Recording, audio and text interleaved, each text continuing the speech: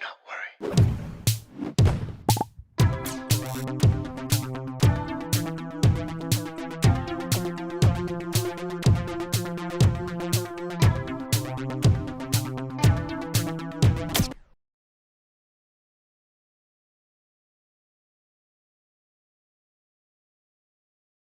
Good evening. Welcome to a brand new Do Not Worry stream. I'm your host, Anthony, coming to you live from the heart of Lebanon in the 09 for a chill Friday night stream, folks.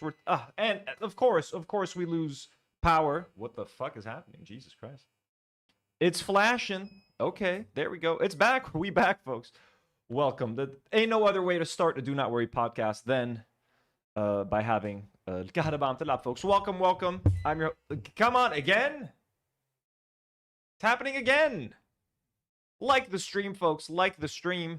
Make sure to support the stream. Okay, lights are back. Sorry, what the fuck? I do hope Billy joins us as well. Billy, I'm infected. We're thinking of Billy, folks. Welcome, everyone. We're going to be talking about the new Harry Potter. It's going to be a relatively short stream. We're talking about the new Harry Potter trailer and some Lebanon updates. We might start with the Lebanon stuff just to get some stuff out of the way. And then we can catch up with some more fun, more lighthearted stuff. And I mean, again, let's just start things off by saying, fuck J.K. Rowling. Can we say that? Can we say that?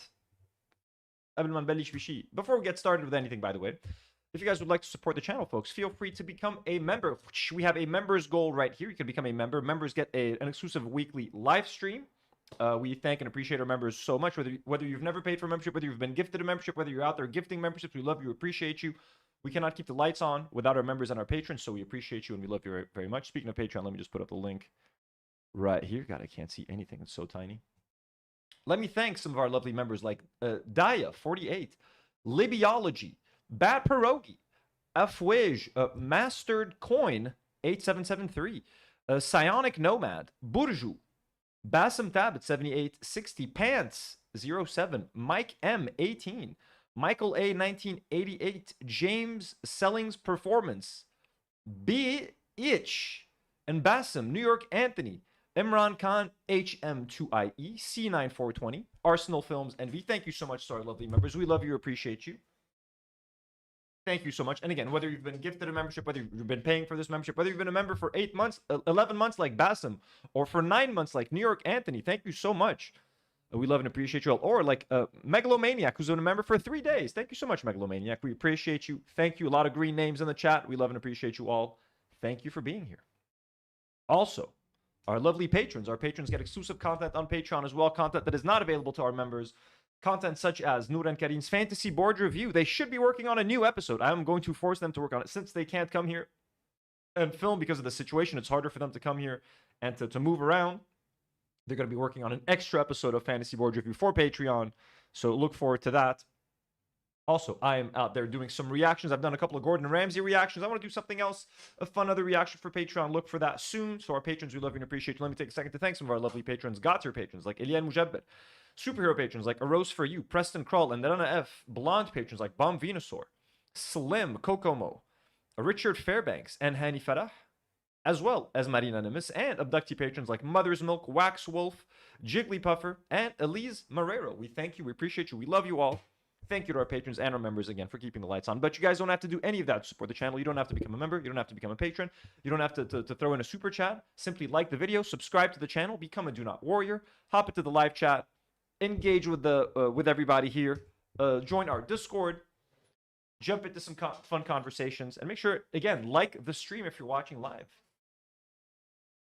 Caitlin says, you guys have been in my thoughts with everything going on. Thank you so much, Caitlin. It's been kind of shitty.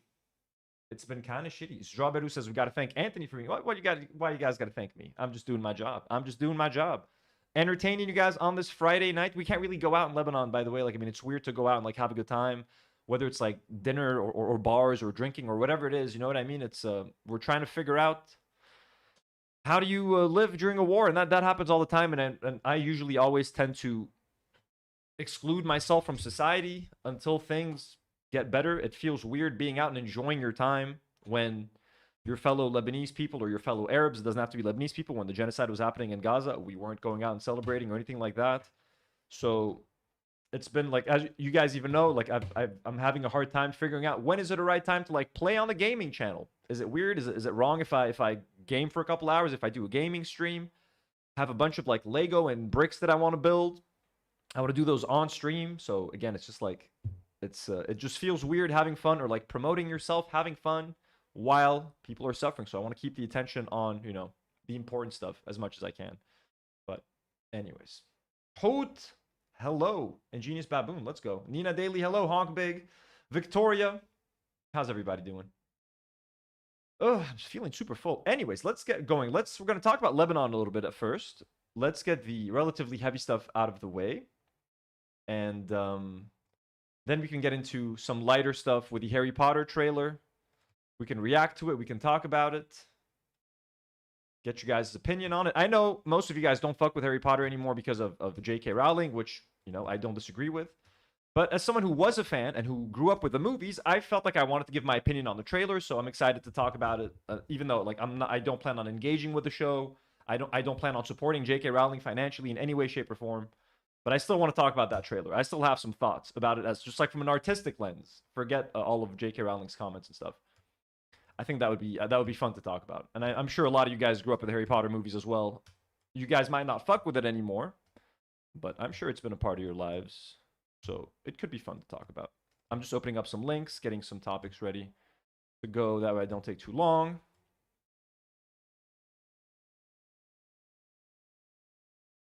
Dingifer says, maybe you could look into playing some indie games, maybe by Arab or marginalized folks. Have fun while celebrating what Israel wants to deprive the world of. La Jolie Fleur says that I missed something. Why do we not like J.K. Rowling? La Jolie Fleur, because J.K. Rowling has made a whole bunch of anti-trans comments over the last like 4 years or something. 6 years, actually. It's been like 6 or 7 years. She's even like helped pass anti-trans legislation in the UK. She's very problematic. She's kind of an asshole when it comes to that.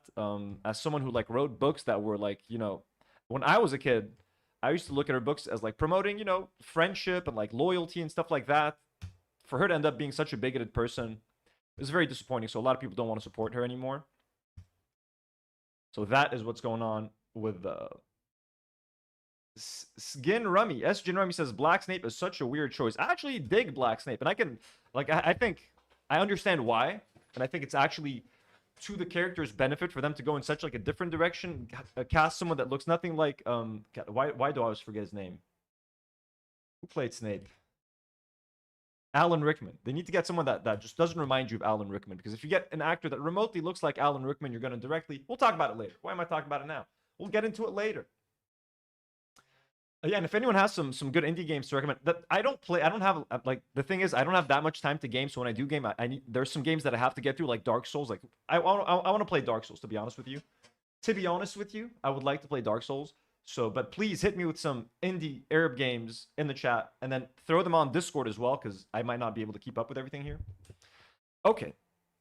Let us get going with just a couple of updates on yesterday's. We reacted to the Piers Morgan Lebanon episode. He had Saleh al-Mashnou on, as well as Rania Khalid, both giving sort of opposing views of how Lebanese people view the war with Israel, the war in Iran, etc., all that sort of thing. Here's a nice tweet from Rida Arnaout. My former Twitter rival says, nothing says true Lebanese more than the Nepo baby of a corrupt politician who was a suspect in the port explosion, who embezzled money from Lebanese civilians to send his son to Cambridge, and who was still buying buildings illegally for his estranged son.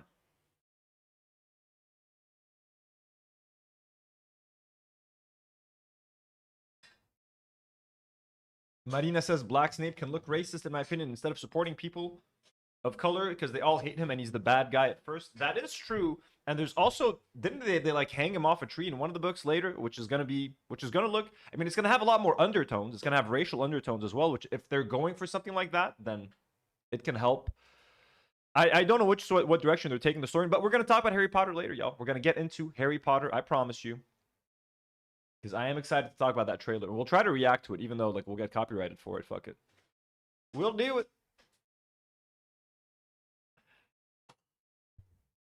Okay. This was funny. Funny take. Also, apparently someone reached out to him yesterday on Instagram. I think it's this person, CF. Inferiority complex is a disease. So someone tagged him in a post and said, I guess they were criticizing him and his take on Piers Morgan. He responded and said, "You look very affected on your poll," with a laughing face and a brain. Says, "Habibi, my family's in the south, so shut the fuck up." Yeah, dancing up and down. I don't know why he's saying. I don't know if this person has like does pole dancing or something. So maybe that's what he's saying, which is extremely fucked up. I don't understand. Why isn't anybody defending him like they did on my last post? Because they speak just like him, by the way.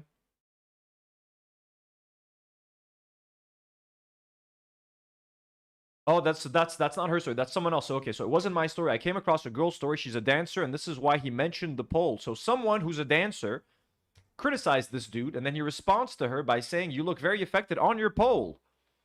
Just, "Habibi, my family's in the south, so shut the fuck up." Yeah, dancing up and down.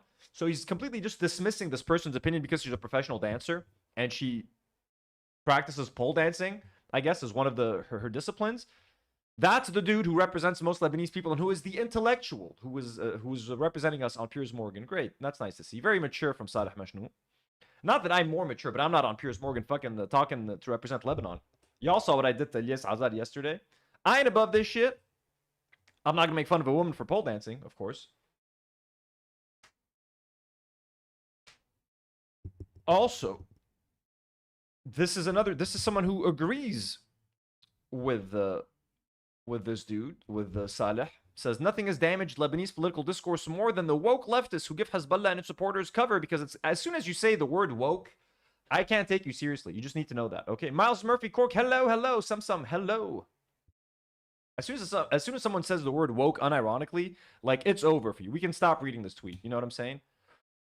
Moving on to Iran quickly. As you guys know, Israelis are known for a couple of things. One of them is killing women and children, bombing buildings, bombing civilians, destroying hospitals, schools, universities. They're also known for stealing food, stealing land, culture. They're also known for playing the victim. So here's one dude in Israel crying about an attack on a civilian building. You can't make this stuff up, as Adam says here, and it's just ironic watching them complain about war crimes. Just this morning, an Iranian ballistic missile hit here in Tel Aviv. Look at the damage. But wait, I want to show you something crazy. Over here, there was a whole building that Israel, the authorities, had to take it down because after the explosion, it's not possible to live in it anymore. As you saw, at least you have authorities to take down the building because it's no longer safe. You know who doesn't have that? Palestinians living in Gaza. the total destruction here is massive. And this neighborhood specifically is... Like, look, they've already guarded it off. They've already put, like, you know, railings so that passersby don't walk by it and, like, hurt themselves or something. Like, they've already taken care of it. It's a neighborhood that has a lot of families with kids. And those kids... Families and kids, you don't say. Oh, no. Like, look, you already have. Everyone's working on it. You got people in their vests. They're cleaning it up. You know who doesn't have this anymore because you've killed all of them? Palestinians. And you're killing Lebanese emergency responders as well. Elementary school. While we targeted terrorists, specific terrorists, the IRGC is actually targeting a civilian neighborhood, families with kids, homes, schools. Homes, schools, families with kids? And, like, he's wearing a fucking suit. Like, you think, like, what do you mean, man? Like, he's out here wearing his best outfit as they've already cleaned up the neighborhood. You got the whole civil defense out here picking up debris. They've already demolished the building because it's unsafe. He's wearing a nice little suit. He's got his little lapel mic on. War crimes after war crimes after war crimes. And get this, not only the fact that they're attacking... And it's so rehearsed. Like, it's not even genuine. He's got a camera guy. He's like, and get this. He's like doing content. Look at that. The guy's follow me around, bro. It's like he's selling you products inside of a retail store. Kids. And those kids goes to this elementary school. While we targeted terrorists, specific terrorists, the IRGC is actually targeting a civilian neighborhood. War crimes after war crimes after war crimes. And get this, not only the fact that they're attacking civilians, but the fact that they already launched over 200 ballistic missiles with cluster ammunition. This is itself another war crime. Oh, we got a new thumbnail apparently. Nour has changed the thumbnail. Let's see what. Ooh, look at that. J.K. Rowling got the new Harry Potter. Fuck yeah, let's go. Thank you, Nour. Thank you. Much appreciated. Yatik al-afiyah. Okay. Horrendous. I really want to get to the Harry Potter stuff, to be honest with you guys. I'm with you. Gavin Newsom recently. You know, we'll cover this. I'll try to cover this with the boys if we do an episode of fuck Gavin Newsom right now. If we do an episode of Better Left Unsaid this Sunday. Crazy Israeli lady walking around with a knife, and I'm not interested in that. Ooh, let's talk about this. Sydney Sweeney's brother is currently deployed, I'm guessing, in Iran or something. So Sydney Sweeney shares a supportive message for her brother in a new Instagram. If you didn't hate Sydney Sweeney enough, if you didn't think there were enough reasons to hate Sydney Sweeney, from voting for Trump to doing those American Eagle ads, to refusing to like reckon with the fact that those American Eagle ads could be considered racist, to like being like, I don't want to talk about politics, to all that sort of shit, to now all of a sudden she's out there putting out a supportive Instagram message to her brother who's deployed. Let's see. Her brother serves in the U.S. Air Force, so he's one of the guys who's flying the planes that are dropping the bombs either here in Lebanon or most likely in Iran. You know what I mean? Let's see what the post says. Here's a picture of her brother. Receiving calls from my bro always makes me happy when he's deployed. Thinking of all our boys and girls overseas and sending my love. Thank you for your service. So thank you. You know what I mean? No sympathy for the victims of her brother. You know what I'm saying? Let's support my bro who's out there. What does it think of all our boys and girls? Oh, yeah, because they're in so much danger. They volunteered to go bomb another country, and we need to feel bad for them, right? And like, why the fuck is your brother like, aren't people that serve the military supposed to need like healthcare or an education? You're rich enough to cover your brother's education or healthcare. Why is he joining the military? Just for the fun of it? He just feels like killing Iranians? Is that what's going on? What are we doing here, Sydney Sweeney? Why the fuck is this dude joining the military? If he needs to put food on the table, you know what I'm saying? I could kind of understand it. I'm not going to forgive it. I'm not going to excuse it, but I understand it. Like, what are we doing? And look, I understand it's her brother. Of course, she wants her brother to be safe. She wants to get, but like, don't. The fact that she's celebrating her brother being overseas and bombing people means that by default, she does not support the people being bombed. Her putting out this message, imagine her putting out this message, oh my God, I love my brother who's in the Air Force, and the next story, pray for the victims of Iran. She's not going to do that. She doesn't give a fuck. Right now, her priority is her brother being safe, is the murderer, is the person who's there voluntarily to kill brown people. He's the one who needs to be safe. Let's think of our boys and girls, all of our killers. Please put out a prayer for our murderers who we've sent overseas to destabilize the region and to do Israel's bidding, please. So Sydney Sweeney,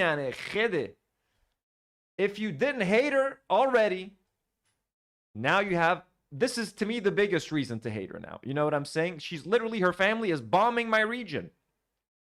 Sydney Sweeney's family is bombing the Middle East.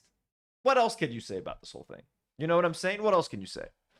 So, fuck you, Sydney Sweeney. Fuck your brother. You know what I mean? God, I don't give a shit if he gets home safe or not. What can I say? What can I say? Oh my God, dude. Oh, but that's right. Our veterans are a protected class. And you can't talk about veterans on social media or whatever. I mean, of course, we don't want anything to happen to any veterans. Lebanese veterans, that is. If a veteran is on my land killing me, oh, fuck your veteran. Anyways. What else we got here? So yeah, Sydney Sweeney and her brother. A family of motherfuckers. What else we got? Ooh. Another sad little video. Hundreds of pets have been abandoned as people flee Gulf states during the ongoing Iran war. Animal shelters and care centers in Oman are overwhelmed after the country became a key evacuation hub following airspace closures in many GCC countries. So here's another sad story of animals being abandoned from some of the richest country in the region by some of the richest people who were more concerned of getting themselves out of harm's way than caring for their pets, which goes to show you that most people do not deserve animals. Look at this little angel, this little gray angel in front of me right now. Who could abandon you, you little adorable little fucker?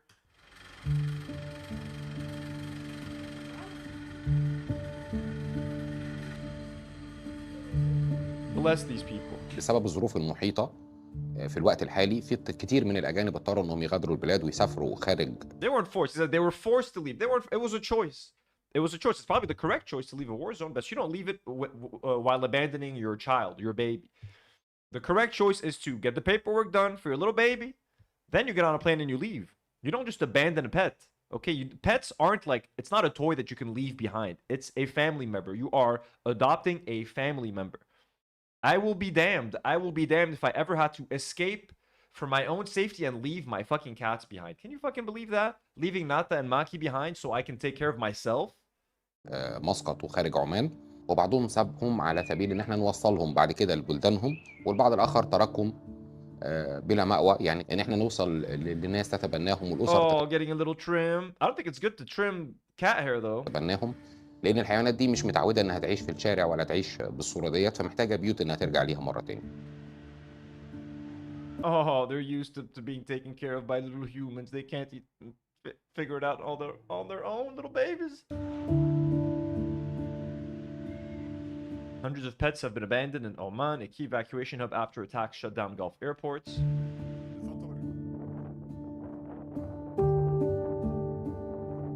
الفترة اللي فاتت مع الأحداث اللي حصلت في ناس كتير اضطرت إنها تترك حيواناتها الأليفة، تتركها كده حتى بدون يعني تتخلص منها، يعني ده اللفظ الأصح للأمر. وفي ناس عندها مقدرة مادية تركتها على سبيل الفندقة اللي بنسميه بوردنج، وفي ناس للأسف الشديد رمتها في الشارع. ودي عانينا منها جدا جدا الفترة اللي فاتت، إن إحنا قطط كتيرة إنقاذ ما عندنا المكان اللي يسمح إن إحنا نستقبل كل هذه الأعداد. Oh my god, they're overwhelmed.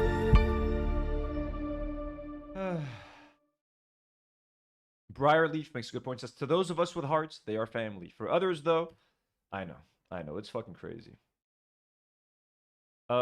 Moving into Lebanon updates real quick. Let's talk about Lebanon before we move into Harry Potter. Okay.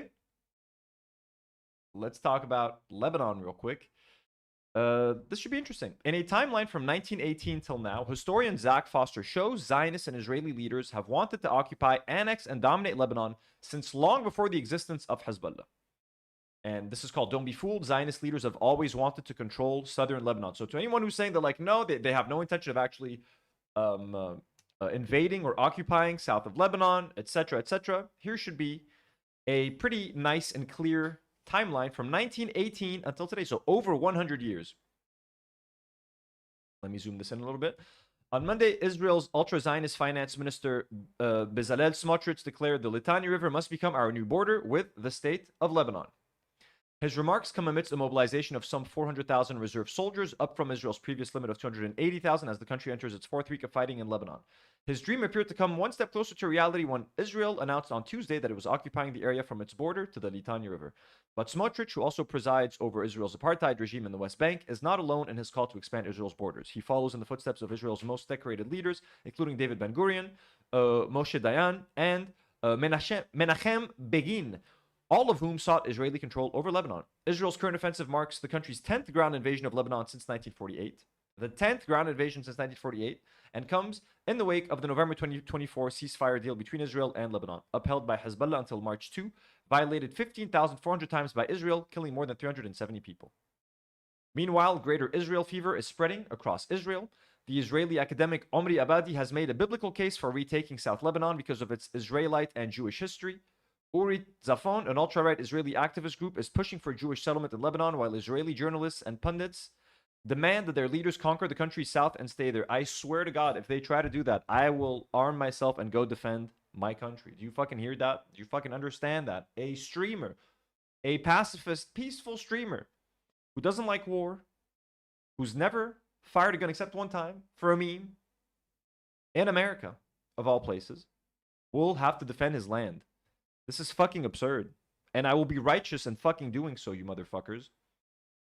As historian of Palestine, I'm reminded of Israel's century-long quest to dominate Lebanon, one that long predates Hezbollah's existence. And while Israel's master plan for Lebanon has changed significantly over the decades, as have the reasons for the invasions, as well as the sectarian identities of Israel's adversaries, the drive to occupy, annex, and dominate Lebanon has remained unchanged. This is a brief time. This is a post paid for subscribers? What? Let's see.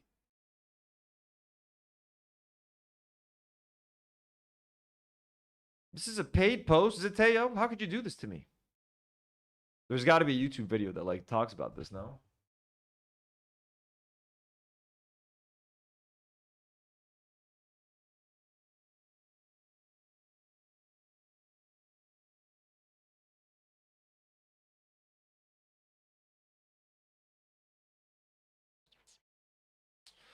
Come on.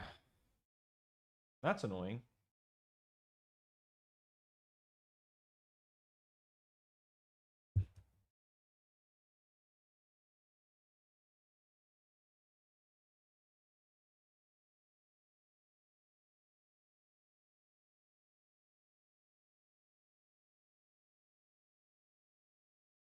Oh, there we go. Israel's invasion of Lebanon is not about self-defense. It's part of the Zionist project. Look, we can run through a play-by-play of who fired first, but in reality, just like with Iran, this is a war Israel has wanted for a long time. Don't take my word for it. Here's Israeli Rabbi Amichai Friedman telling soldiers in 2023, almost 1 month into Gaza's genocide, about his hopes for Lebanon. הארץ שלנו, כל הארץ, כולל עזה, כולל לבנון, כל הארץ המובטחת. It is safe to say that God, we're definitely next, bro. These fucking assholes, dude. the war on Lebanon I remember all these fucking videos from 3 years ago, and I remember how they made me feel, and I just had a flashback to 3 years ago. isn't about who fired when, but more about who was promised what. Here's U.S. Ambassador to Israel Mike Huckabee explaining what he thinks Israel was promised. That land, I think it says, from the Nile to the Euphrates, which is, once again, basically the entire Middle East. Does Israel have the right to that land? Because you're appealing to Genesis. Yeah. You're saying that's the original deed. It would be fine if they took it all. But Huckabee's views are not uncommon. Yup. And that's what the world thinks, essentially. At least not in Israel. In September of 2024, the Jerusalem Post published and deleted an article titled, "Is Lebanon Part of Israel's Promised Territory?" That same month, an Israeli settler group started advertising property online that they don't own in Lebanon. Some of you might think, come on, Muhammad, this is fringe ideology. This is too extreme to be in the mainstream. But when has anything been too extreme for Israel? Karine Maqdisi, a professor of international politics at the American University of Beirut, told Jewish Currents in 2024 that the movement to settle Lebanon has been in the political imagination forever. And when he says forever, he almost means it literally. That's because Israel's plans for Lebanese soil were there before the State of Israel even existed. In 1918, David Ben-Gurion, the man who would go on to be Israel's founder and first prime minister, concluded in an essay that Israel's natural northern border is in the Litani River in southern Lebanon. And as fringe an idea as that may sound, Natasha Roth-Roland, a scholar of the Israeli far right, explains there is a fairly well-established track record of even the most fringe parts of the Israeli settler movement becoming not so fringe over a period of decades or even years. Yeah, they're just going to normalize this by saying it over and over again, year after year, day after day. Well, southern Lebanon is meant to be ours. Southern Lebanon is meant to be ours. Repeat a lie enough times and it becomes the truth in their fucking twisted minds. So that's what's going to happen with Lebanon. Just like they convinced themselves that Palestine is theirs. They've convinced themselves that Lebanon is theirs. Right now, they're saying it, well, only South Lebanon until the Litani River. Eventually, it's going to be all of Lebanon. We know that. That's why we support a strong armed resistance or a strong and armed military. Whoever it is, just defend our fucking border. But it won't take decades or years for Israel, because they're already there. Within the first week of the war on Iran, Israeli Knesset member Amit Halevai called for Israel's border with Lebanon to be pushed to the Litani River, as Ben-Gurion wrote 108 years ago.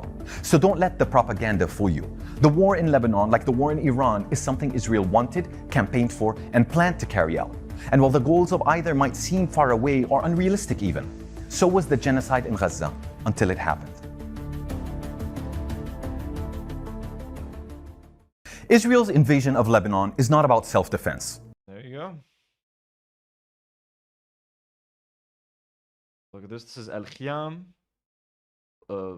Lebanon, this was 2 days ago, 3 days ago. A village in southern Lebanon.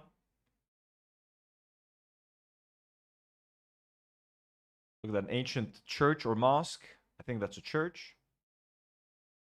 Why the fuck would they destroy a place of worship? Is there a rocket room in there as well? Do they have a rocket room? So, according to Israel genocide tracker Al-Qiyam, southern Lebanon, this morning, Israeli units began the systematic mass annihilation of the village, starting, of course, with the mosque's minaret. Chris Kunzler, quote tweets it and says, Israel, a less than 100-year-old settler colony, is going to eliminate hundreds of years of Lebanese history and culture, just as it did in Gaza. Despicable.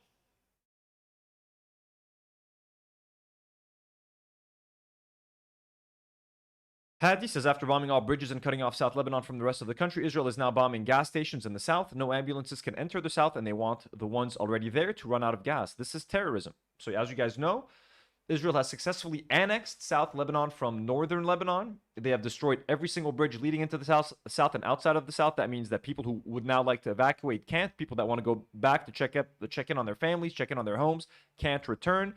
Aid can't go in and out. Ambulances can't go in and out. No one can leave. No one can get in there. Like nothing. They've completely blocked it off. And now they're destroying gas stations so that if you are in there and you want to get any gas or something, you can't. To make it impossible for you to survive and to make it impossible for ambulances and rescue workers to transport or to move around within southern Lebanon.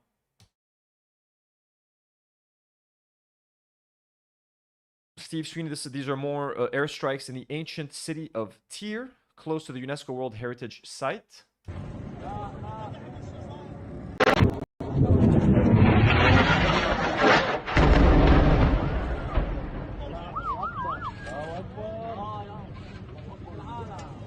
Crazy, dude. And like the people can do nothing but like sit there and fucking watch as their homes are destroyed, man. It's so absurd.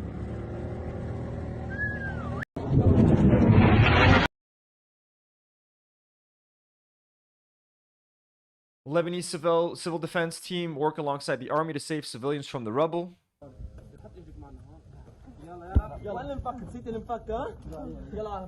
Of course, people like Saleh Mashnou are going to blame Iran for this instead of blaming the actual criminals, which is Israel. And again, I'm sorry that we have to go through all of this stuff. It feels really weird for me to talk about any topic without at least going through this stuff and what's actually currently happening on the ground right now in Lebanon. So we looked at this yesterday.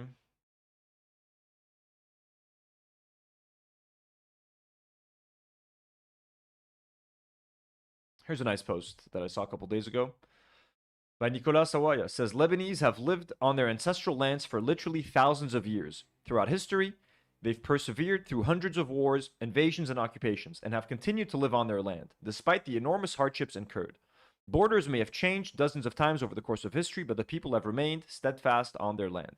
This is not meant to romanticize misery and suffering, but to remind folks, especially non-Lebanese observers, but also some Lebanese, unfortunately, that just because Israel has declared its intentions of ethnically cleansing and permanently occupying or even annexing South Lebanon, doesn't mean they'll be victorious. Yes, Lebanon is facing a genocidal war machine, but people assuming Israeli success are significantly underestimating the deep-rooted connection southern Lebanese have with their land, their villages, and their way of life. Israel will have a far tougher fight on their hands than many assume, and will face fierce resistance against their projects as long as one Israeli boot remains on Lebanese soil. They don't get to erase thousands of years of uninterrupted life on these lands just like that. Fucking man. And I myself will lend whatever I can do to my brothers from the south to help them reclaim our land. Because it's not just their land. It's not just the southerners' land. All of Lebanon is all of our land. I want to go and be able to walk around in the south. I want to be able to go enjoy camping trips in the south. I want to go to rent a place in the south, go see the nature, go back to Ba'a. I want to be in the fucking south, bro. Okay, I want to go back to all of these places where we're not allowed to go, whether Ba'a, Baalbek, everywhere. Southern Lebanon, مثل ما هي. And we're a country with thousands of years of history. Our people are known around the world. There is millions of Lebanese all around the globe. You can't just take 15 to 20% of our country live on TV in 4K and expect to fucking get away with it. The world might think you're going to get away with it, and America and Europe aren't going to do shit to stop you. Best the people of Lebanon are going to stop you, khayy. You know what I mean? Some right-wing extreme Christians might be okay with losing 20% of the country to Israel. I'm fucking not. A lot of others aren't. And one way or another, we are going to get our land back. Okay? That's a promise.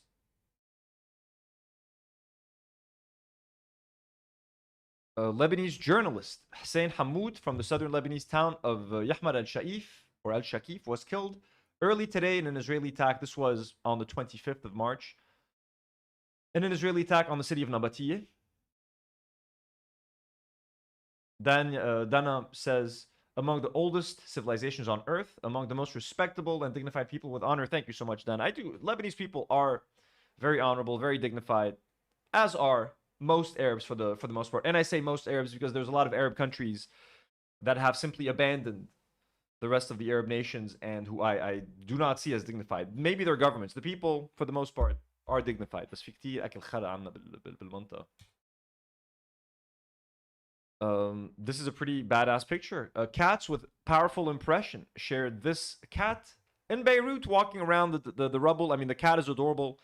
The situation isn't adorable, of course. No cat should be, no animal should be in such a scary and dangerous environment. Hearing all of those bombs, traumatic for these poor little animals who don't know what's going on, who are terrified for the most part. You know what I mean? And all my cats are terrified of all of this stuff. We've seen videos of people evacuating this. There was a video that we reacted to twice of a guy who refused to leave his home. He did not want to evacuate, who ended up leaving just because his dog, his golden retriever, was getting so fucking stressed from all the bombings. He was like, look, I did not intend to leave, but my girl is upset and she's stressed, so I'm not going to put her through any more stress. And he left. So, but what a badass little kitty. What a badass little orange and white kitty. And this was, I like this. Iran, a couple days ago, said for negotiations to start for a ceasefire, Iran demands a ceasefire on all fronts, including Lebanon. I appreciate y'all. I see that and I appreciate that, Iran. Thank you. Thank you. I don't love the government and I don't agree with most of what the shit you guys do. But hey, you know what? This is a nice G move, okay? Game recognizing game. Thank you. You know what I mean? I appreciate that. Not that any of this is gonna happen, but so we appreciate it. This is a pretty sad video that I don't know if we should watch. Okay, we gotta watch. We can't look away. This is a paramedic who arrives to the scene of an Israeli shelling, and he discovers that his son is one of the victims. How fucked is that? Heartbreaking. A paramedic rushes to the site of an Israeli strike in Nabateeh only to find that the strike killed his son, a teenage boy who stayed in the town despite displacement orders to volunteer as a paramedic. 42 health workers have been killed thus far in Lebanon. D'un moment de pause pour passer chez eux à scooter. Les secouristes sont effondrés. Deux des leurs viennent de perdre la vie. Où est Jude? Directrice de l'hôpital de Nabateeh. 2 rescue workers have been killed, and his dad, one of their dads, who's also a rescue worker, shows up to the scene. La vie. Où est Jude? Parmi les victimes, Jude, le fils du chef des secouristes, qui découvre la scène. Jude et Ali, ils sont où? He's looking for his son, who's called Jude. He's like, where's Jude? Where's Jude?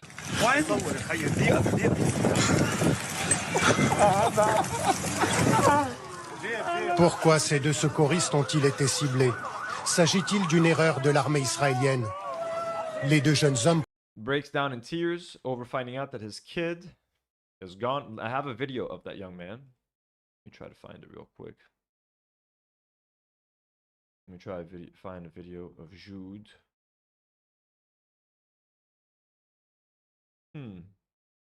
Has it been... God, it's been deleted? 1 second. We're gonna find it. Sent it to myself not long ago. There it is.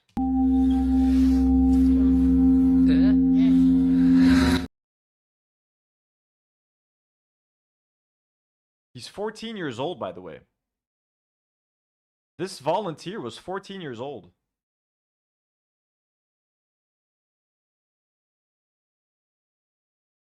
What is this?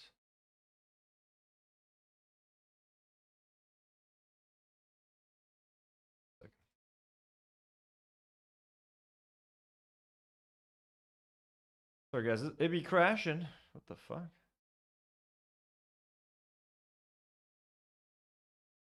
There's something wrong with this like tweet.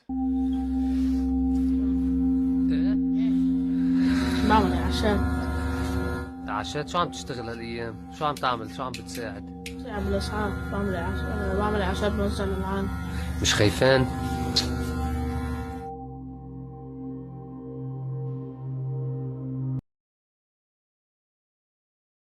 So that's the dad that we saw in the video breaking down upon learning that his little 14-year-old angel died while on duty and Israel killed him.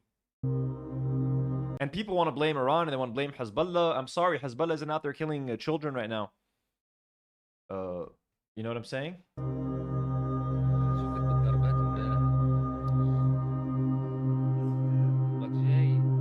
جود بعد غارة امبارح شو وضعك؟ عادي شفنا الصاروخ هاي بالجامعة مرق حد الزين. بدك تفل على بيروت ولا لا؟ وين بيروت؟ لا.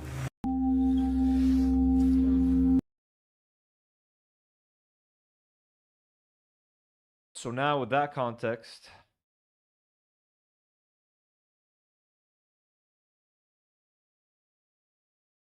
here's the footage again. Les secouristes sont effondrés. 2 des leurs viennent de perdre la vie. Où est Jude? Parmi les victimes, Jude, Just saw him in the other video. God, it's hitting me harder now that I saw this other video. le fils du chef des secouristes, qui découvre la scène. Jude et Ali, ils sont où?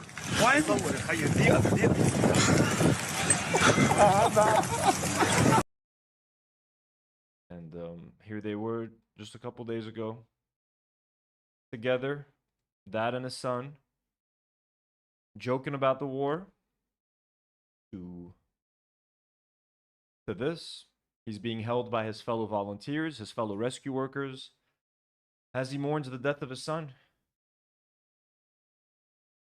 So, R.I.P. little Jude, a little hero, a little angel. Well, there are so many more, and there's countless others. I can't tell you how many names I scrolled past, how many faces of victims. Let me see if I have any more. Like it's really been shit.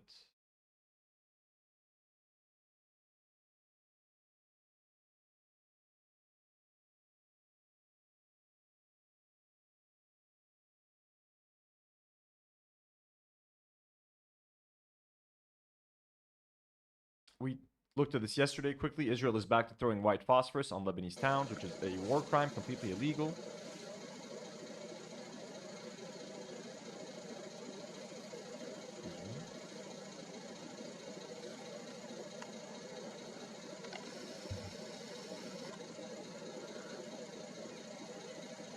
One second, I'm getting WhatsApp.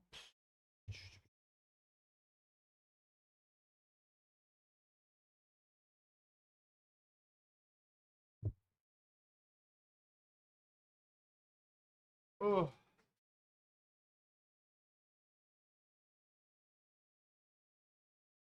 What else do we got?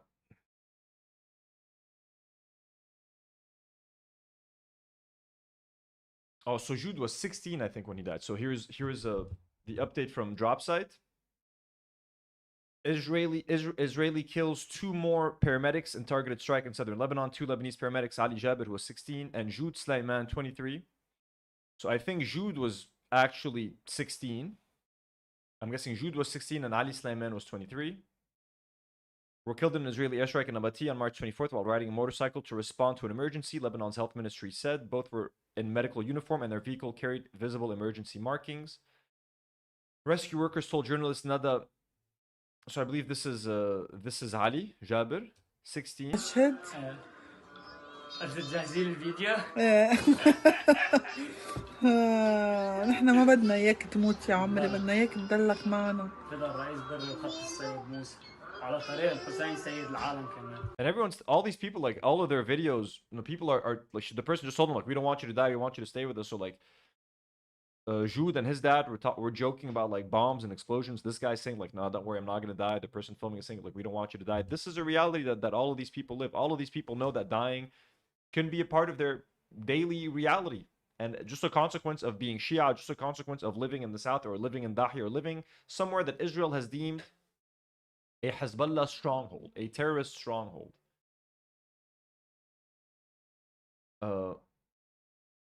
This trigger warning for this as well. Breaking another massacre, another shadowed home, this time in the southern Lebanese town of Seksakiye, a 3-month-old baby, a life that had barely begun, stolen before it had even had the chance to unfold. No words can hold the weight of this loss. Alongside this infant, many others were killed, families torn apart, mothers left screaming into silence. Trigger warning. A 3-month-old baby, a 3-month-old Lebanese angel. God,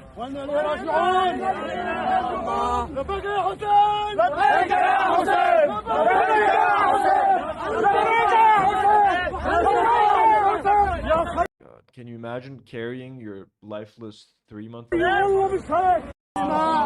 May God never put anyone in such a scenario. How do you even do this? How do you even carry this? How do you even muster the courage to do this? And what do you tell this man? Like, how do you console this father, man? Like, what the fuck do you tell him? How do you console this dude other than walking behind him and screaming in anger? Like, what do you do?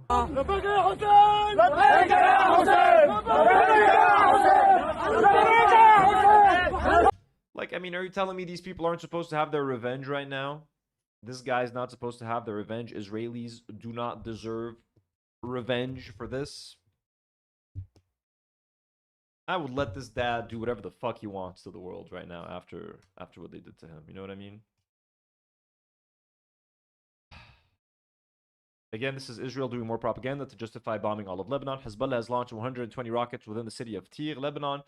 Hezbollah has deliberately embedded itself and its terrorist infrastructure near Lebanese civilian populations, using them as human shields and endangering the lives of residents. They're doing it again. We looked at this yesterday, and we talked about this again. We looked at this earlier today.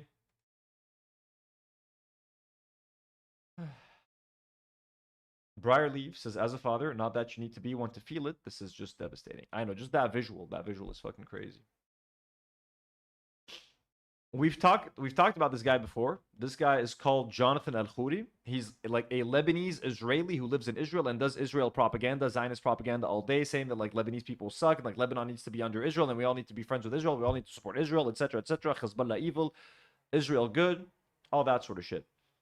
So as Sam says, this guy's entire project is to rehabilitate the SLA and Israeli occupation of South Lebanon and to advocate for Israeli-Lebanese normalization. When he criticizes Israeli proposals of conquering and colonizing South Lebanon, this is how Israelis respond to him.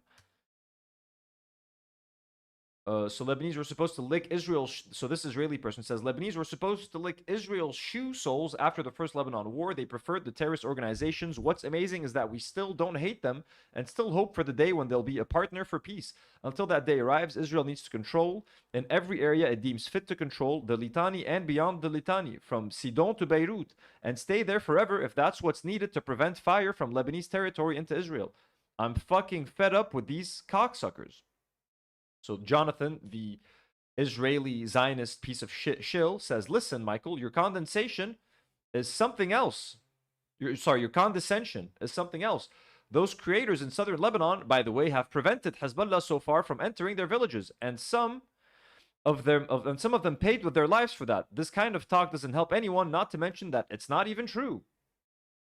So you see, it just shows it doesn't matter how much you capitulate. It doesn't matter how much you lick the Israelis' asshole. If you're not one of them, they're always going to think you're a piece of shit.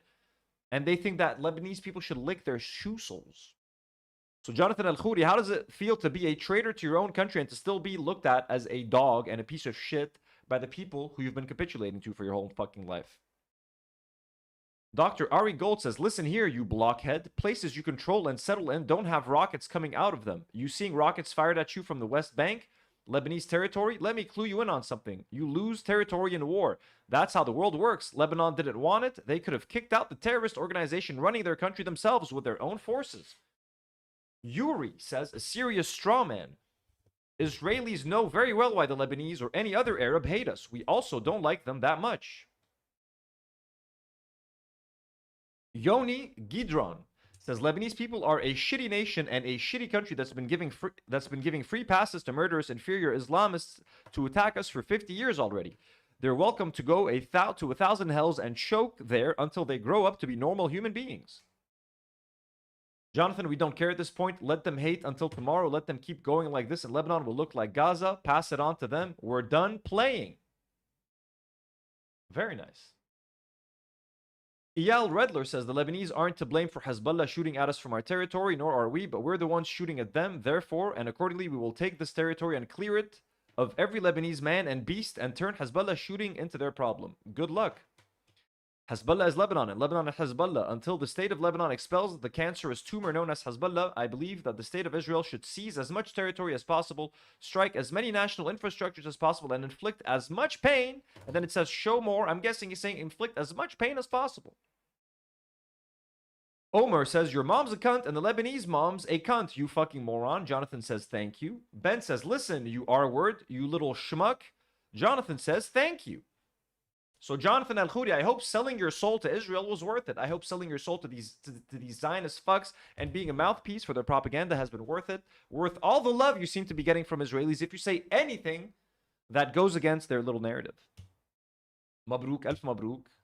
We're glad you found a home. And just one little note. MTV Lebanon is a extreme right Christian Lebanese network. It's like the Fox News of Lebanon, okay? Essentially. MTV News. Look at this fucking cuckery. I've never seen cuckery such as this before. MTV News English shares a picture of an Israeli soldier in South Lebanon holding a turtle, okay? He's just holding a turtle. And they're trying to, like, make this like a feel-good story. Like, look, this little town baked the biggest cookie. Look at this fucking headline. Watch. Israeli soldier in the South holds a turtle with an exclamation point. Look at how excited they are. Look at this. An Israeli soldier holds a turtle. What the fuck are they talking about, bro? Did they actually have the video? Let's see.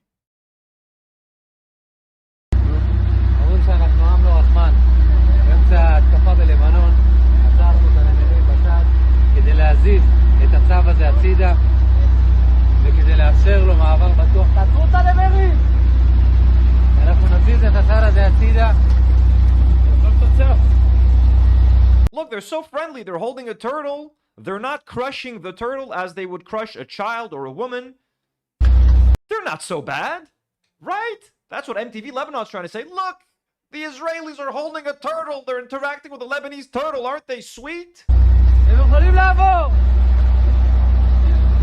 עם ישראל חי. עם ישראל חי בקלב المانع أخو الشرموطة. عير بأمك بعير يا عير. He's in Lebanon. He's saying, I'm Israel Chai. And then these fucking idiots are like, what? She's holding a turtle. عير اللي كتب هالهيدلاين الخرا. عير اللي كتب الهيدلاين الزمك يا صهيوني. مين كتب هيدا الشيء? Who fucking wrote this? Which Zionist cuck fucking wrote this in MTV? Kate from Canada, who's been a member for 5 months. Thank you so much, Kate. Sends a super message and says the turtle is a Zaya. Never. No, I don't blame the turtle. Poor little turtle. I feel someone should go brush that turtle with a toothbrush and soap. Give it a little shower from that Zionist filthy hands. Nizar Hassan shares that stupid fucking headline and says, this is not the first time the IDF, in this case helped by their Lebanese media ally, create propaganda about being graceful with animals while slaughtering whole human families. It's deeply sickening, not to mention that they've been committing ecocide everywhere they go. And yes, don't forget that they've been dropping white phosphorus, blowing up gas stations, blowing up oil refineries in Iran, leading to acid rain and raining oil on people. So they have no problem destroying the living shit out of the environment, burning olive trees, pulling olive trees from the ground, making sure that the soil is infertile so that people who try to come back and live there can't fucking live there. They're fucking horrible people. And yet, they're nice to a turtle. And what's worse than them is the fucking cucked Zionist TV network, MTV, helping them in this fucking whitewashing. Oh, look, an Israeli soldier is holding a turtle. They're not that bad. They're better than Hezbollah. قارب اللي كتب الهيدلاين الخرا. استحوا على حالكم بقى. حيوانات. I think I tweeted about this.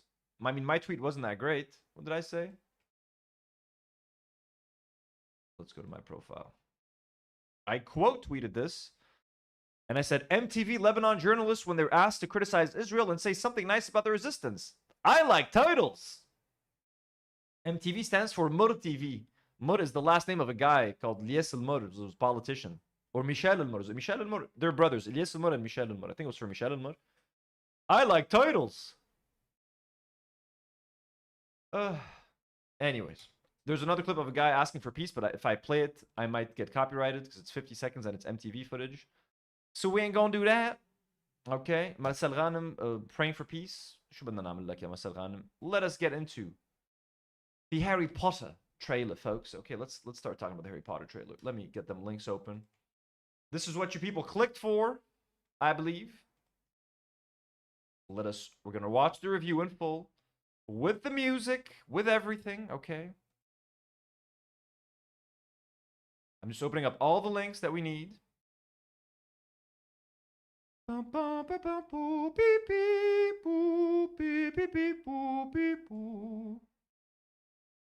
Couple more things that I want to open in regards to this. One of them being the trailer itself. Harry Potter. And at first, I will start by describing my relationship with Harry Potter, etc. All that stuff. Don't you worry. Okay, and I wanted to do one more thing: the comparison between the movies and the HBO one. Harry Potter HBO versus movie. Had found a good reel that kind of breaks it down. That I watched not too long ago. I believe that's the one. All right. Are you really Harry Potter? Are you really Harry Potter?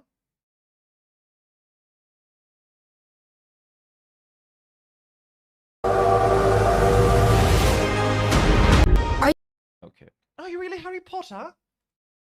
Okay, let's start by watching the trailer, shall we? Folks, holy hell, we got Seated Down Under just hopping in out of nowhere with a 20 gifted membership. Holy shit, Seated Down Under. That is way too kind. That is way too generous, sir. We love you. I come from a land down under. Women glow and men plunder. Can't you hear the thunder?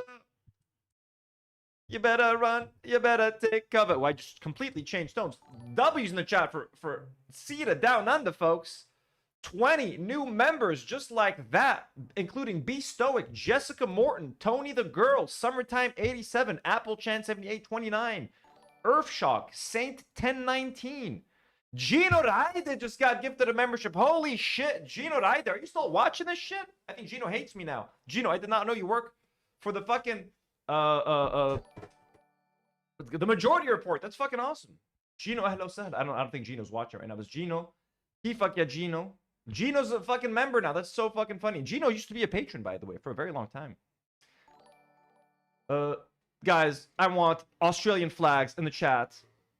I want koalas. I want kangaroos.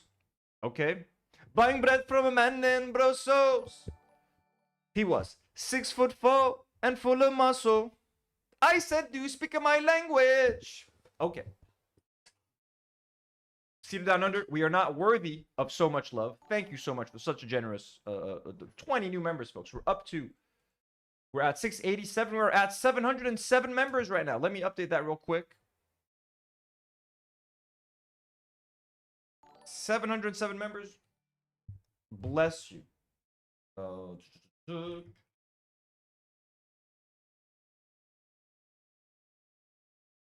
Okay. Harry Potter. The boy who lived. Let us quickly Seated Down Under. Please stick around for the Harry Potter conversation. I hope you're interested. So, Harry Potter. Let me just quickly describe my relationship with it. I read the books when I was a kid. I remember at my 10th or 11th birthday, I was gifted the first 2 books by one of my good friends at the time, middle school friends, Mazen Abayin. I had a birthday party at an ice skating rink. I remember in Lebanon, I went to the ice skate. We had one ice skating rink. I remember doing a birthday party over there, invited all of my middle school friends, and then my good friend at the time, Mazen Abayin, showed up and gave me the first 2 Harry Potter books. That was before any of the movies had come out.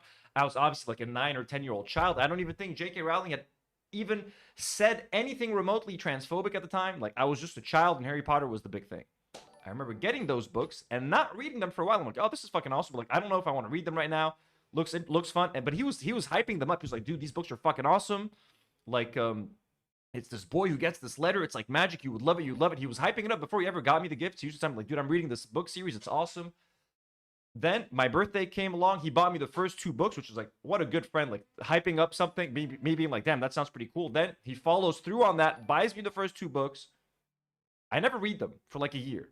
A year after he buys me the books, the first movie comes out. And again, I was a young child. I wasn't following up on movie news. I had no idea what was in production, what wasn't in production, unlike I am now. You know what I mean? So I go to the movies, I watch the first film, and I like fall in love with it. I think like a lot of kids who were 9 or 10 or 11 at the time, I think I was exactly like Harry Potter's age. So I think he turned 11 in the first movie. I think I was 11 years old when I saw the first Harry Potter movie.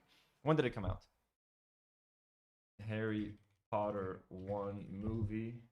It came out in 2001, so I was exactly 11 years old. So I was the age of Harry, Ron, and Hermione. So like it's the perfect age to start watching these films. You know what I mean? I grew up with the characters.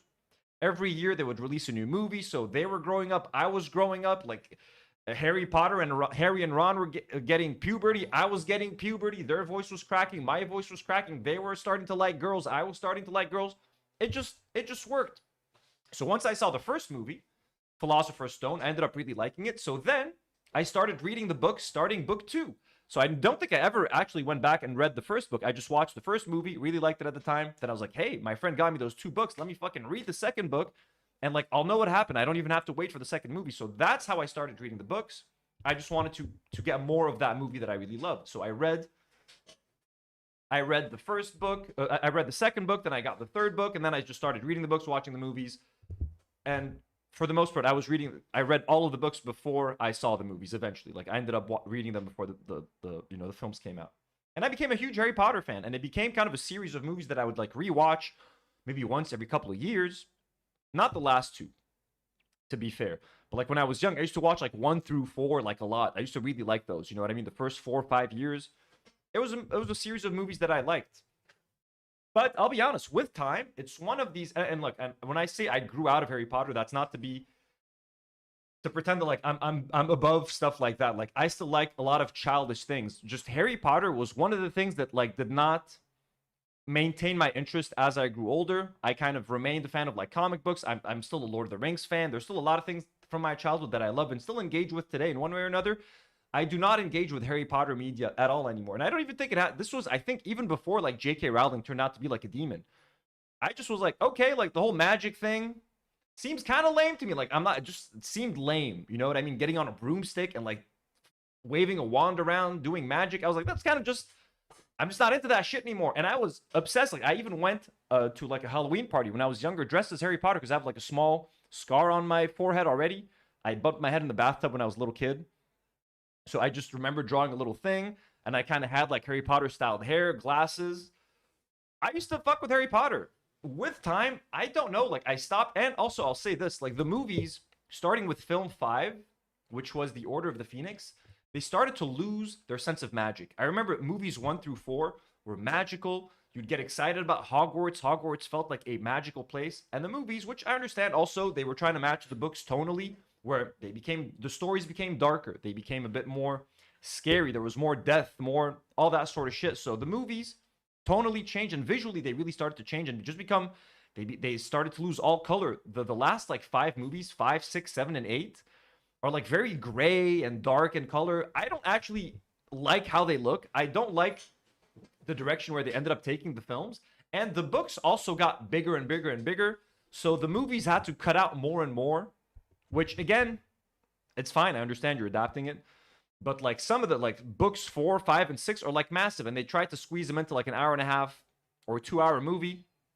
You could feel them stretching it a little bit more. But anyways, for example, I'll give you an example. I've seen Harry Potter's 1 through 4 at least like, 10 to 15 times each. I used to watch those movies a lot. I used to play the Quidditch video game on PlayStation 2.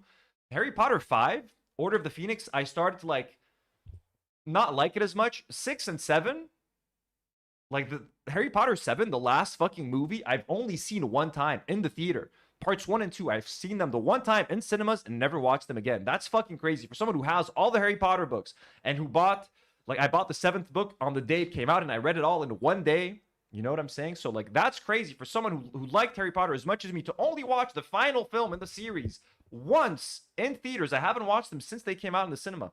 Whatever, 10, 12 years ago at this point? What was it? Haven't seen them since. So it is and I've not gone back to rewatch the franchise in years. It's been years. So it's not something that has stayed with me. And I was even once, as you guys know, I'm now very much into Lego and building blocks and stuff like that. I was even considering getting like the night bus for at one point. And I was like, you know what? Fuck that. Like, I don't even want to support J.K. Rowling. And even when the Harry Potter game came out, I didn't even end up buying it. Friend of the show and got your patron Elliot Mujabir lent me the game, so I didn't have to pay for it because I just wanted to try it, and I played like 14 hours of it, and even then, it just couldn't hold my interest. Like, I just didn't care enough anymore. You know what I mean? Like, it was nice running around Hogwarts a little bit, and then I was like, I don't even want to play this game. And again, I did not pay for it. It was lent to me by Elliot Mujabir, so it's just that's it. I think I'm done with Harry Potter essentially. So having said all of that, I just wanted to give you guys a context of my relationship with the franchise so that you know where I stand and stuff. Used to be a fan, don't care for it anymore. Separate of J.K. Rowling, and now knowing how much of a piece of shit J.K. Rowling is, I just don't want to support her anymore. And it doesn't make me look back at the movies. Like, for example, all the comments that J.K. Rowling made doesn't make me look back at the franchise and be like, oh, I think it was a racist film franchise. No, like, I'll tell you this now. To me, the Harry Potter movies taught me about like friendship, loyalty, being a good person, like very general, generic, like good versus evil, be good, be loyal, whatever. Those are the lessons that I learned through that. I don't think J.K. Rowling, as far as I know, or as far as I interpreted while reading those books, I never got any sort of like racist or anti-trans messaging through those things. I think those are maybe ideas that she became very vocal about later in life. I do know that like there's this whole weird justification of like house elves and like slavery in a weird way, which is kind of fucked up. You know, she's like, oh, but house elves kind of like being slaves. So all that is fucking crazy, absolutely. And I know, like, it's been noted that like some of the characters are like, there aren't a lot of non-white characters, and some of them have like racist names and all that. I completely agree with that. Also, by the way, the Bluntstone Emperor sends a $2 donut. Thanks so much. It says, please listen to the drum and bass Land Down Under. I'll do that. I would love to do that. Bluntstone Emperor, drum and bass Land Down. Someone remind me later to listen to drum and bass. You know what? Let me open it now. Let me open the link now, but we're gonna have to do that after Harry Potter, okay? Drum and bass Land Down Under. Okay. That's at the end. So now that we said all that, but also my opinion of the movies as well, I thought they were great movies for the most part. Like, even the ones that I don't like, I think all the films were very handsomely made. I think that like they nailed when it comes to art direction, interpreting and adapting what's in the books into live action. I think the movies nailed that stuff, from the costumes to Hogwarts itself. It's so iconic, to the to every outfit that they wear, to the props, to the sorting hat, to the wands, to the brooms. I think they perfectly translated the books into a live action world. You know what I mean? And there was so much care and love that went into the making of these movies. They worked with so many fantastic directors like Alfonso Cuarón and Mike Newell. Like, Alfonso was my favorite. He made the best out of all those movies. Like, Christopher Columbus made the first two, Alfonso Cuarón made the third one, Mike Newell made the fourth one. And then who made the 5, 6, and 7 were made by the same director who... Yeah, what was his name? Who I think when they brought him on, he kind of ruined the franchise, honestly, visually and stuff. David Yates. Yeah, David Yates made like the last 4 Harry Potter movies. I don't fuck with those. He made 5, 6, 7, and 8. And he made the Fantastic Beasts and Where to Find Them movies. Also, yeah, the portrayal of the bankers. That's right. They were made as like little goblins. That's pretty fucked up as well. True. But I think the movies and the soundtrack, the music from the first film, like dun, dun, dun, dun, dun, dun, so iconic. So just in terms of like films and how they were made, and the casting, the actors were fantastic. They had all these like English and British legends from the UK, and all of these legendary actors portraying these roles, like Richard Harris and Alan Rickman and the lady Maggie Smith. You know what I mean? It's just an incredible cast. Okay. Again, we're talking separate. We're not talking about J.K. Rowling right now. Now, let's watch, with all that said, let's watch the HBO Max remake. Let's watch the trailer for the HBO. We're going to watch the whole thing with music, with sound and everything. And I'm going to pause this, and I'm going to just give you guys some reactions to what I think about how things look. I told you. You are a normal boy. Already. Like it's just disturbing because it's like so uncanny. It's like I've seen this before. You know what I mean? Like I've seen this almost exact set. They're gonna redo his room under the stairs. Like it was already done perfectly the first time. It looked perfect the first time. The art direction was perfect. All of the props were perfect. The costumes were perfect. It's like, do kids really, is it that old of a series? I get it. The first film came out 25 years ago at this point, but is it that old? Like, are kids nowadays not able to sit through and follow and keep following this film?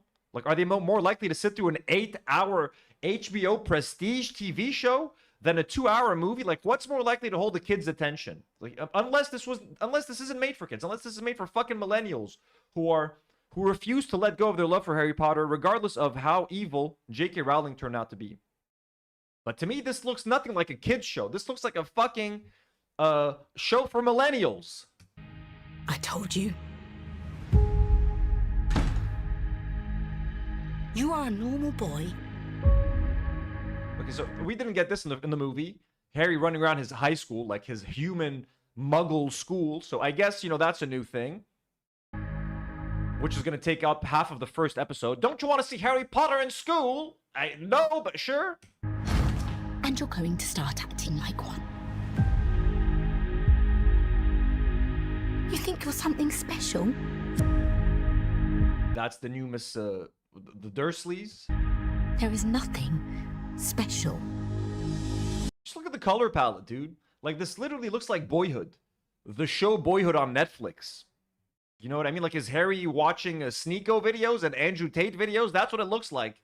Is he about to go murder his neighbor because she refused to go out with him to, like, the school dance? That's what Harry looks like he's about to go do now.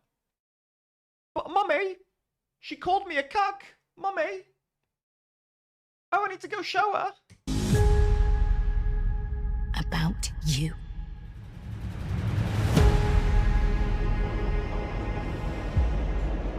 I've always wanted to know about my parents. Okay, this is so funny. This is literally reminding me of the Amazing Spider-Man with Andrew Garfield. Remember when they rebooted the Spider-Man movies with Tobey Maguire and they remade them with Andrew Garfield, and they were like, we got to separate those. We got to make them different from like the first ones. Let's introduce like the parents' mystery. Like, what happened to my parents? There was literally, I think, a scene where he's like in the train, like they're trying to make him look like Peter Parker in Amazing Spider-Man. Like, I've always wanted to learn more about my parents. As he's like sad and brooding on the metro.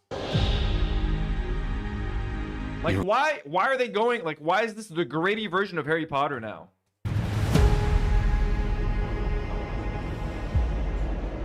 I've always wanted to know about my parents. Like, I gotta try to show you this. Like, look at that. Amazing Spider-Man Metro or Subway.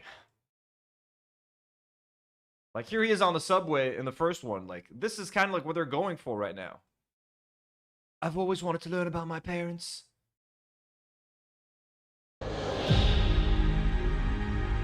Your parents were the kindest, bravest people I ever met. They were funny and clever. I'm not fucking with Hagrid's voice. And again, it's just so weird. Like, the costume is the exact same as the other Hagrid, because why wouldn't it be? Because they did it perfectly the first time. And it was only like 25 years ago. It's not like it was 50 years ago where it looks so fucking old and horrendous. So you got this fucking guy who I like, Nick Frost. I like him. He's not fucking Hagrid. I'm sorry. They stood up for what they believed was right. The next time I see you, we'll be in Hogwarts. But again, look, this doesn't look bad. Like, it looks like a handsomely made, competently made show. I know there's a bunch of like really good like showrunners and writers that have worked on massive TV shows that have all joined forces to work on this. Like, HBO has gathered up the Avengers of TV shows and media. I'm sure this is gonna be a competently made show. But like, it is soulless. They've just remade the movie minus the color and the magic and the whimsy. And they've put in like the HBO prestige sheen on it.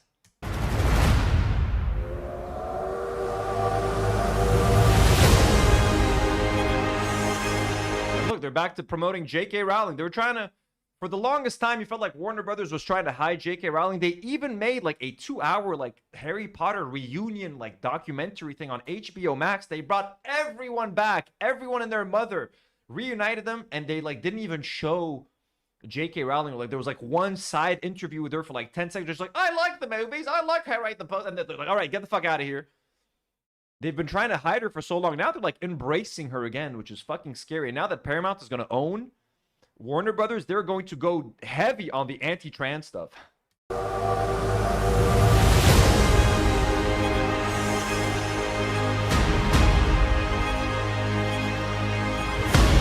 I'm sorry, the train looks the same. Like, was it? What? Like, look, it's the same shit, man. They're walking to the campus grounds. Okay. This is Hogwarts. It looks okay. There's a tree, I guess, inside of Hogwarts. There's some more plants. There's some wooden beams up there. That's the difference. Again, how are you gonna make Hogwarts? How are you gonna make a like 1,000-year-old magical castle look different when the first movie interpreted it like word for word? Recreated the castle. It's so fucking iconic now. It's been in like 9 movies. They just made a video game where they just modeled the whole fucking castle off of this castle. Lego's out there dropping Lego sets of the Harry Potter castle every single fucking day. Like, now is it gonna be, are you gonna have to pick between, do you want the HBO Harry Potter castle, or do you want the regular? Again, I'm not gonna be buying any of this stuff because we're not gonna be supporting J.K. Rowling, and I'm over Harry Potter as an adult. Like, I don't fuck with that anymore. I would rather engage with other forms of media, even other childish ones. This one to me is just like, oh, Wingardium Leviosa, lame. I'm sorry, guys. Expecto Patronum. I'm sorry. I don't care anymore. I used to. Don't anymore. But anyways, what is this? What is this? It even looks less magical. Didn't the other one have like floating candles? What is this? Now that this is hanging off like a fucking chandelier, shouldn't they be floating or something?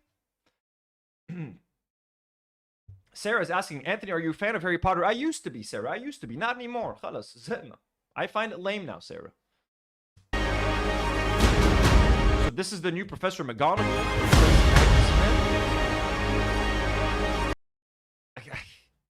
This is just weird to me, man. Again, Maggie Smith, so iconic as Professor McGonagall. I don't even recognize who this lady is. Like, okay, sure.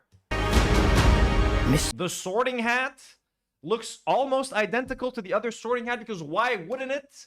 Because they did it perfectly the first time, so now they're just like, well, we have to kind of make it look different. Let's make it a little bit darker, a little bit of this. It's this fucking same thing. Okay, cool. I've seen this before 25 years ago, so none of this is impressive. Literally. Mr. Potter, I think we can expect great things from you. Ollivander, they got the most evil-looking dude. Potter, I think we can expect great things from you. Bro, there's just no color. Like, there, at least the first 3 or 4 Harry Potter movies had like that sense of color and wonder and whimsy. Then the movies got darker progressively as the characters got older, as the story got older, got darker, and the tone got darker. They're starting it out with the first one where it's all like just dark, gray, and bland and drab. Like, what is this? So when the story naturally gets darker and more violent and scarier in the next seasons, but it already looks depressing and dark as shit. So there's not going to be that transition. And again, I'm not a fan of those darker Harry Potter films, just because I thought they could have still been darker story-wise and stuff, of course. But like, keep that sense of wonder, that sense of like learning around the school. It used to be fun when they used to go to classes and stuff. They got rid of all of that in the later films. It all became about like, we have to find Dumbledore and the Horcruxes and there was nothing around campus that was fun anymore.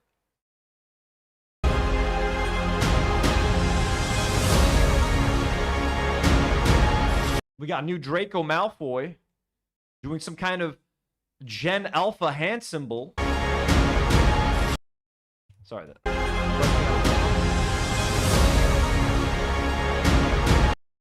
So new Draco Malfoy. I forgot what were his other his goons called? I can't remember what his goon squad was called. We've got a new Draco Malfoy. Okay, so like Quidditch who you are. And darker suits again. Like we've seen the Quidditch thing before, man. Okay, here's the herbology class.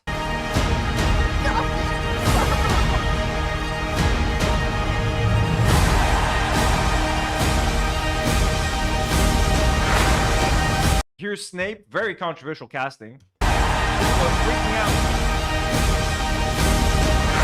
So here's our first look at Black Snape. controversial casting. People have freaked out over the internet. Why is Snape now black? So we'll talk about this in a second as well. New Dumbledore.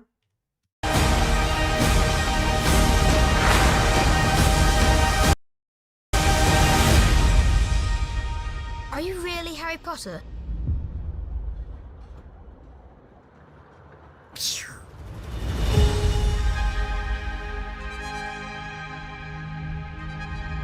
Like, is that the music?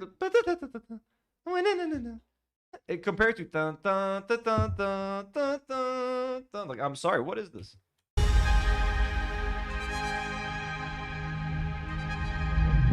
Now, just comparing, let's compare. So Zaytoon0 says cinematography looks bland as fuck. Let us compare. Here is a one-to-one comparison that shows some of the scenes from the new film, from the new series compared to the first movie and how it looked. Are you really Harry Potter? So look at the colors already. Like this, look, you know what I'm saying? Like it's already crazy, man. Wait, can't I go back on these fucking... Potter, I think we can expect great things from... Bro, I fucking hate shorts. Are you really Harry Potter? Like, look at their clothes, you know what I mean? Like Harry's clothes have some like red and blue in them. There's a bit of color to their... Look at the skin tone. Okay, look at his red hair. Look how his red hair is like shining and glowing. He has pink skin. This kid looks as pale as snow. Look at his hair. There's literally like a filter on it. The color grading is horrible. The color grading is horrible. Potter. Look at that. There's actual color in this kid's face.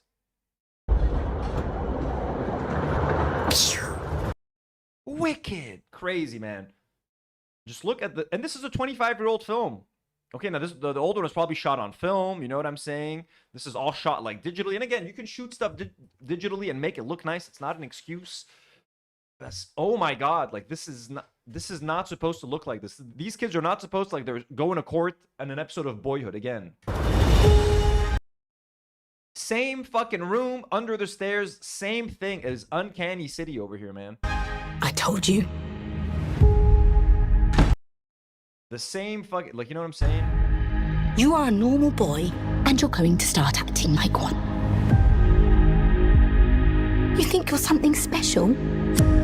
Little Dudley. There is nothing special.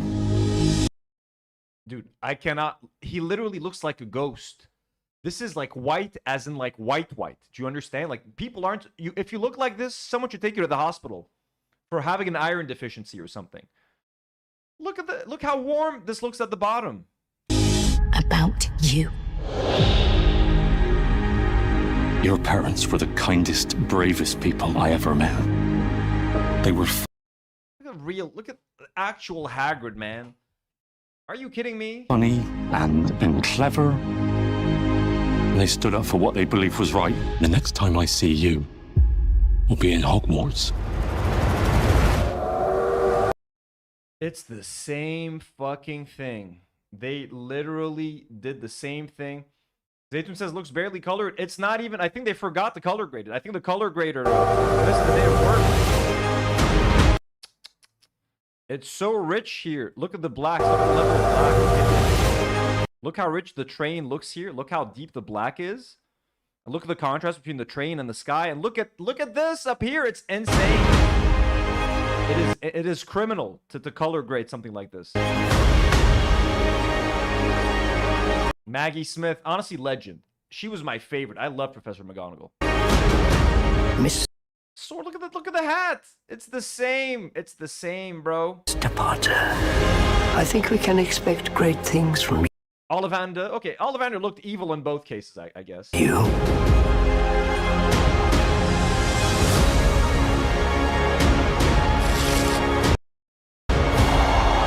Look at the color here, man.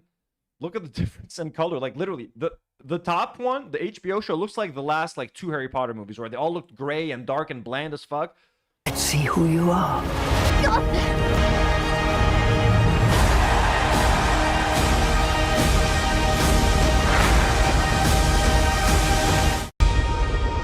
Yeah. So, just visually, things look the same, just more bland. Less color, less fun, less whimsy. Okay, let's get into some online reactions.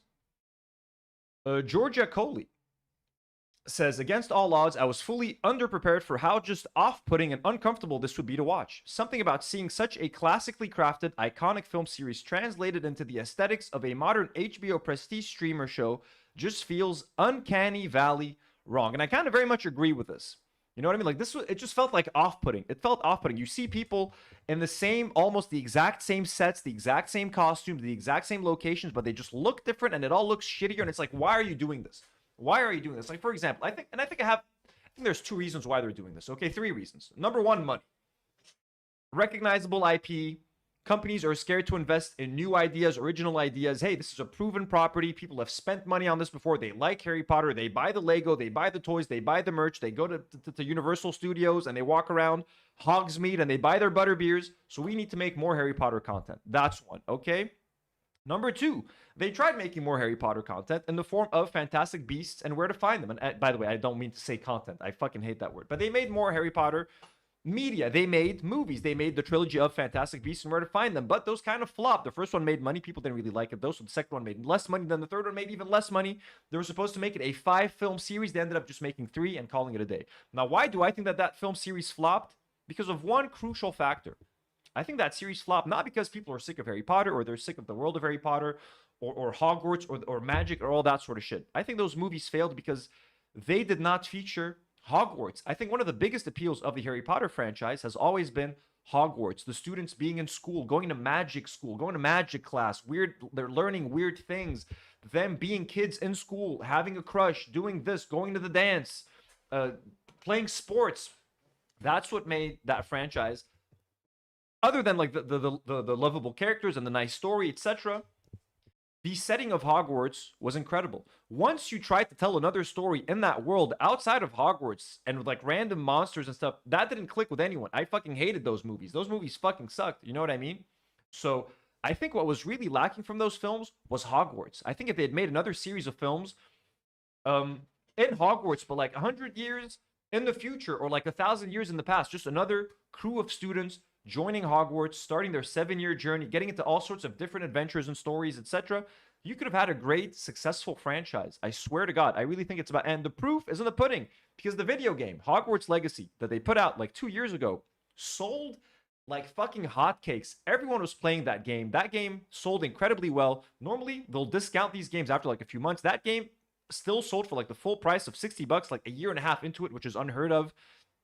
Everyone and their mother played that Harry Potter game. And guess what? It didn't have Harry Potter. It didn't have Hermione. It didn't have Ron. It didn't have all of those characters that you know and love. But it did feature one of the main things that people love about that franchise. It featured Hogwarts as, you could say, arguably the main character of that story. You could run around Hogwarts, explore the school, fly around, do all that sort of shit that you wanted to do. People aren't sick of the Harry Potter franchise. And it doesn't mean that they want to rewatch the same story told again. They just want it to be around Hogwarts. So what I think they should have done is make a series if you want. A new cast of characters, but put them in Hogwarts. Or make a new series of films. New cast of characters, but put them in Hogwarts. Make it a Hogwarts-centric story, just like the Harry Potter story was. And then I think it would have been way more successful. The third reason why I think they want to remake this, other than money, and that they failed with the Fantastic Beasts franchise, is J.K. Rowling, I think, just fucking resents the 3 main actors from the Harry Potter franchise, because all 3 of them have spoken out against her comments about trans people. Daniel Radcliffe has spoken out against her. Rupert Grint has spoken out against her comments, and Emma Watson tried to speak out against her, but she did it in a very like, I still love J.K. Rowling, but she's wrong, but I still love her. And then J.K. Rowling like shat on her. And J.K. Rowling now obviously hates those 3 actors because she sees that like she gave them their careers, their lives, you know, would not be the same if it weren't for her. And she now sees that like they've turned their backs on her and they resent her. She once even made a joke about like changing the actors or something. Like she genuinely hates them now, and she's made a lot of jokes and like backhanded comments on Twitter to suggest that like she doesn't fuck with them anymore. So I think this is her way of getting back at them and being like, you know what, you guys aren't grateful for the opportunity that I gave you. Fuck you, we're gonna remake the series with a new cast of young children who I can indoctrinate, and they're gonna love me forever because I changed their lives, and they're not gonna mind my anti-trans comments. Well, guess what, JK, I'm pretty sure that all 3 of those kids, once they grow up and once they're like over 18 and realize the kind of a shitty person you are, they're probably going to speak out against you again 15 years from now. Are you going to remake the series again with a new cast of actors? So I genuinely think that is part of her rationale to remake this because she wants to, in a way, get back at the three main actors. And let's just quickly see what those comments were back in the day. So Daniel Radcliffe in 2020, Daniel Radcliffe responds to J.K. Rowling's tweets on gender identity. And he put out this whole article on Trevor News, on the Trevor Project, sorry, on June 8th of 2020. And here's what Daniel Radcliffe had to say. I realize that certain press outlets will probably want to paint this as an infighting between J.K. Rowling and myself. But that is really not what this is about, nor is it what's important right now. While Joe is unquestionably responsible for the course of my life has taken, as someone who has been honored to work with and continues to contribute to the Trevor Project for the last decade, and just as a human being, I feel compelled to say something at this moment. Transgender women are women.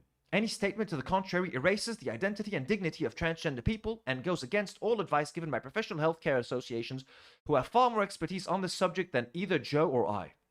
According to the Trevor Project, 78% of transgender and non-binary youth reported being the subject of discrimination due to their gender identity. It's clear that we need to do more to support the transgender and non-binary people, not invalidate their identities, and not cause further harm. I'm still learning how to be a better ally, so if you want to join me in learning more about transgender and non-binary identities, check out the Trevor Project. Check out the Trevor Project's Guide to Being an Ally to Transgender and Non-Binary Youth. It's an introductory educational resource that covers a wide range of topics, including the differences between sex and gender, and shares best practices on how to support transgender and non-binary people. He then wrote, to all the people who now feel that their experience of the books has been tarnished or diminished, I am deeply sorry for the pain these comments have caused you. I really hope that you don't entirely lose what was valuable in these stories to you. If these books taught you that love is the strongest force in the universe, capable of overcoming anything, if they taught you that strength is found in diversity and that dogmatic ideas of pureness lead to the oppression of vulnerable groups, if you believe that a particular character is trans, non-binary, or gender fluid, or that they are gay or bisexual, if you found anything in these stories that resonated with you and helped you at any time in your life, then that is between you and the book that you read, and it is sacred. And in my opinion, nobody can touch that. It means to you what it means to you, and I hope that these comments will not taint that too much. Love always, Dan.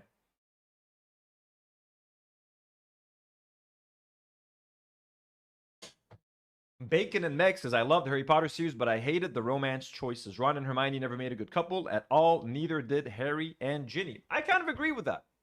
Anyways, I think those are nice comments by Daniel Radcliffe. And I do agree, like, look, if you loved, again, I read those books as a child in a very much more innocent time where I didn't know any of J.K. Rowling's thoughts. And I still cherish my time with those books. I still think they were lovely books. I still think the world that she created was very beautiful. And it's just all unfortunate that it's kind of been tarnished by her. But I still think, personally, I have enough distance between me and, like, J.K. Rowling. Obviously, I'm never going to interact with this lady, but, like, I am comfortable enough with what these books and how I interacted with these books and these movies when I was a kid that, like, I know the only impact they've had on me, I would say, was positive. And if I were to ever revisit those old classic movies, which I owned on DVD, I'm never going to have to rebuy them or anything like that. But, like, I used to have all of them on DVD and a couple of them on Blu-ray. I don't think I have them anymore, unfortunately. So I don't even have access to those movies anymore. But, like, I can still watch those films and not have them ruined by J.K. Rowling or anything like that, because they were made by incredible artists. They had an impact on me growing up. And again, they don't have any anti-trans themes in them. Like, you know what I mean? It's nothing like that. She's just a piece of shit. And she kept changing things, like, after the books would come out. Like, she wrote the books and she's like, Dumbledore's gay. Like, she never mentioned that he was gay in any of the books. And by book 6, she decided, oh, he was always gay, by the way. Like, she would try to make her books more woke than they were. And I never liked that. It's like, hey, you didn't earn that. Like, you can't change a character after the fact and try to act like you're all high and like, you know, like you care about the gay community.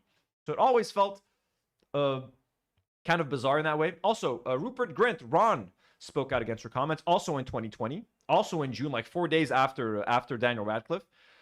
In a statement, the actor Ron Weasley in the Potter film said, I firmly stand with the trans community. Trans women are women. Trans men are men. We should all be entitled to live with love and without judgment. So he also made those comments as a backhanded, like, you know, way to get back to her. Oops. I might have accidentally closed the Emma Watson comments.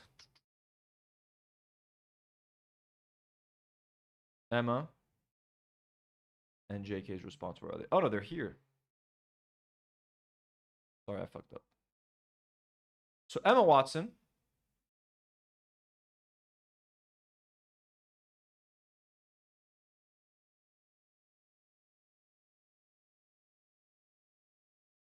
So Emma Watson says she still loves J.K. Rowling despite rift over trans views. Emma Watson has said she still loves Harry Potter author J.K. Rowling and refuses to cancel her out despite their public disagreement about the issue of gender identity. Watson was one of several stars of the Potter films who spoke out against Rowling's views in 2020. In a new interview, the actress said, "It's my deepest wish that I hope people who don't agree with my opinion will love me, and I hope I can keep loving people who I don't necessarily share the same opinion with." So yeah, she's saying that, like, you know, I don't have to agree with her, but I still love her, and I hope people that don't agree with me still love me. However, Rowling appeared to rebuff her conciliatory comments, posting a message addressed to anyone who may be regretting their very public sprint to the front of the mob and is now trying to discreetly shove their pitchfork out of sight. Watson and Daniel Radcliffe were among the stars who distanced themselves from Rowling when the author sparked a row by speaking out against trans activism when she said she had eroded the concept of biological sex. The actress, now 35. Watson has now done. She said Watson said her previous relationship with Rowling means she is still able to treasure Joe. She added, "I think the thing I'm most upset about is that a conversation was never made possible." The actress, now 35, praised Rowling for the kindness and words of encouragement she gave when she was growing up, and for the opportunity to play a character that, to be honest, barely exists in the history of English literature. "There's just no world in which I could ever cancel her out or cancel that out for anything," Watson said. "It has to remain true. It is true. I just don't know what else to do other than hold these two seemingly incompatible things together at the same time and just hope maybe they will one day resolve or co-join themselves and maybe accept that they never will be, but that they can still both be true. And I can love her. I can know she loved me. I can be grateful to her. I can know the things that she said about me are true, and there can be this whole other thing." So anyways, she said a whole lot of nothing, honestly, and then J.K. Rowling shat on her, which again shows don't try to capitulate with anyone. Don't give him an inch, because if you give an inch, you give a mile. J.K. Rowling was like, fuck that shit. We're not going to reread her comments. But anyways. We don't have to read these again.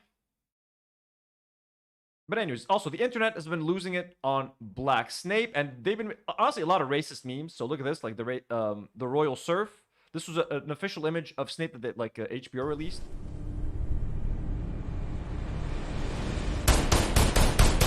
And because he's black, they're making him shoot a gun because that's what black people do, apparently. He can only be, you know, a criminal or something.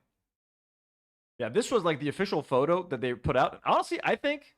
Okay, let's... Oh, that's even more fucked up, dude. Yeah, people are being fucking racist as shit. Look at this. That's my bike now, punk! Dude. AI is so fucked. So let me show you the official picture of Snape. Snape... New official. Bacon and Megs just became a member. Welcome, Bacon and Megs. Thank you so much for supporting the channel, yo. Come on, show us the fucking HD version.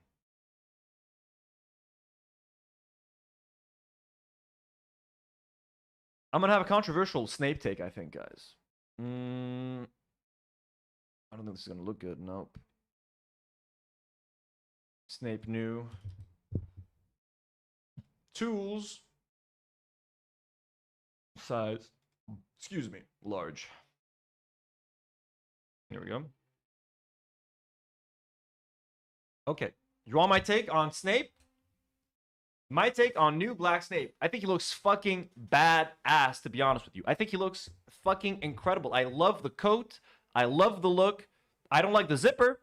I think the zipper looks too modern. It takes me out of it a little bit, but I guess they're going for something new. I think he looks like a G. Now, let me explain that. I know people are upset. I know Snape is described as white in the books. I know that Alan Rickman's performance is incredible. He was iconic as Snape. I am with you. I agree.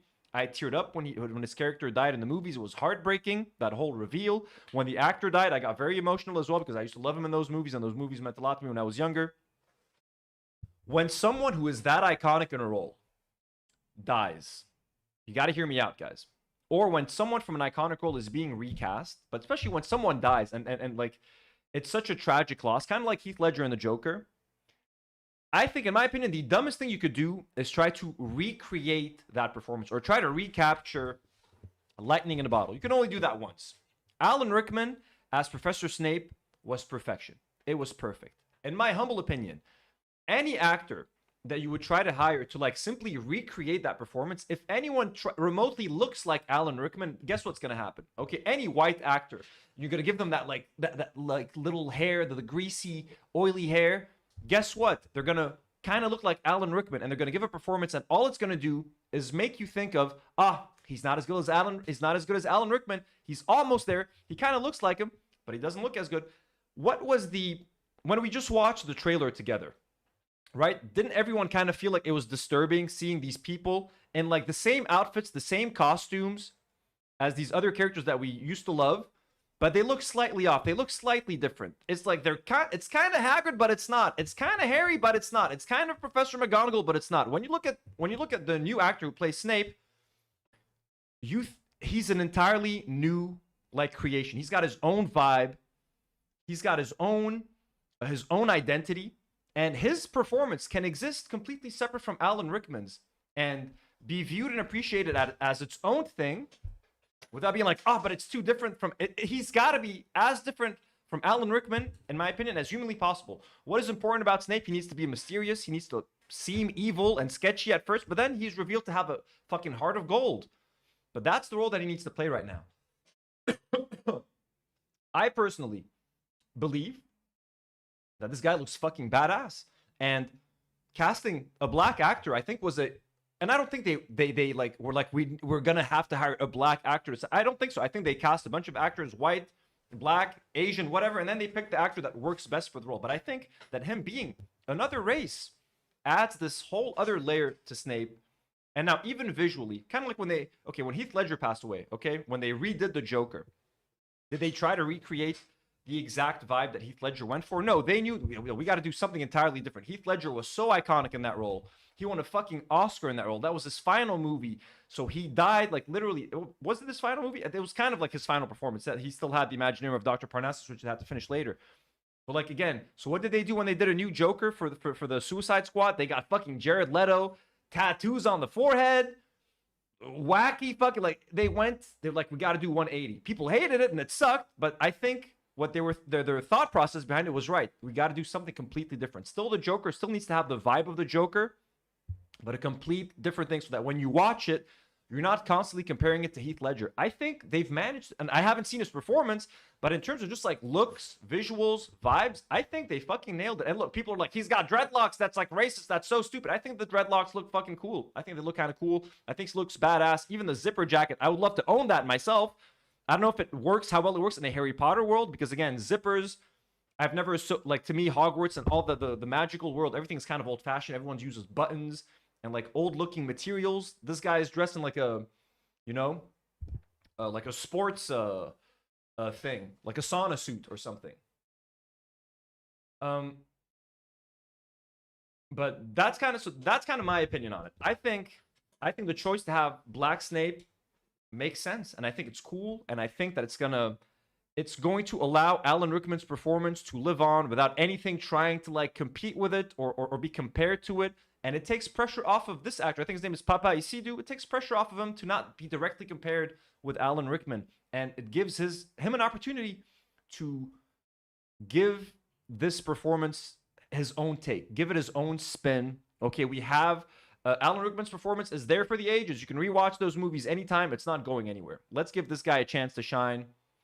And it gives, it gives us a chance to have a completely different Snape. So I think, yeah, Lemon Mint Cat says it's giving vampire. He looks fucking badass, honestly. Looks badass. And again, sure, was he described as white and pale with greasy hair in the books? Sure, but ultimately, does race play an impact on who Snape is as a person or as a character? No. Is it going to make the tree hanging scene a little bit awkward or different?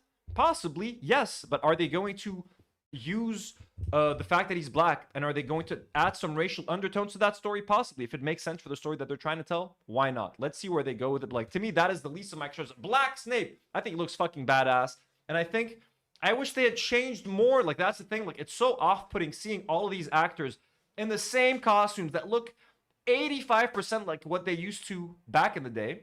You know what I mean? It's kind of, it's hot as hell. I'm gonna change that up, but like, it's kind of refreshing to see someone doing their own thing. I don't know. What do you guys think in the chat?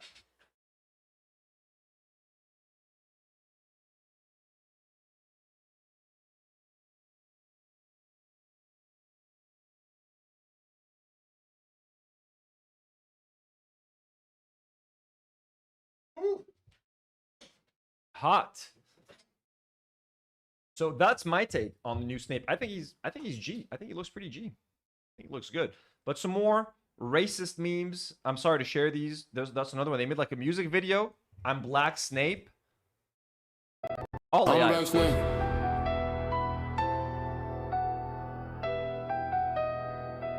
Yeah, I'm Black Snape.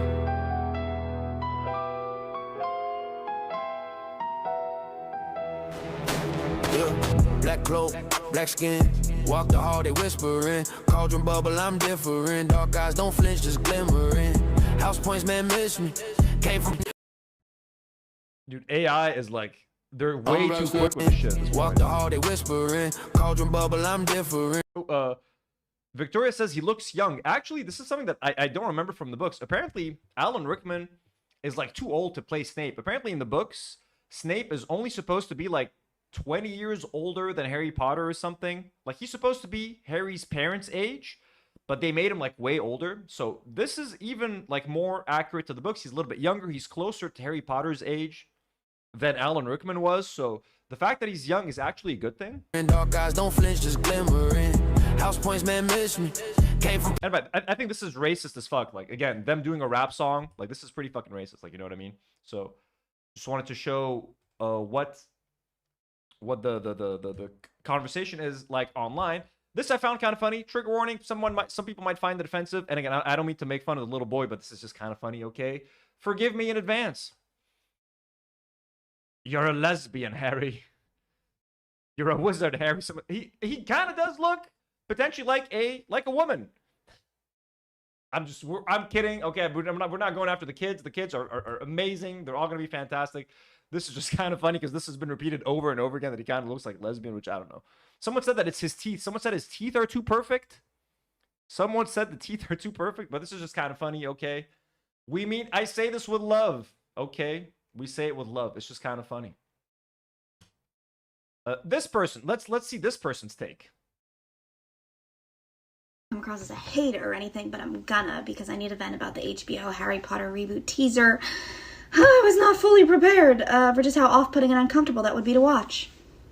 Looks like there was a lot of money behind it. Great quality. Where's the magic? Zero.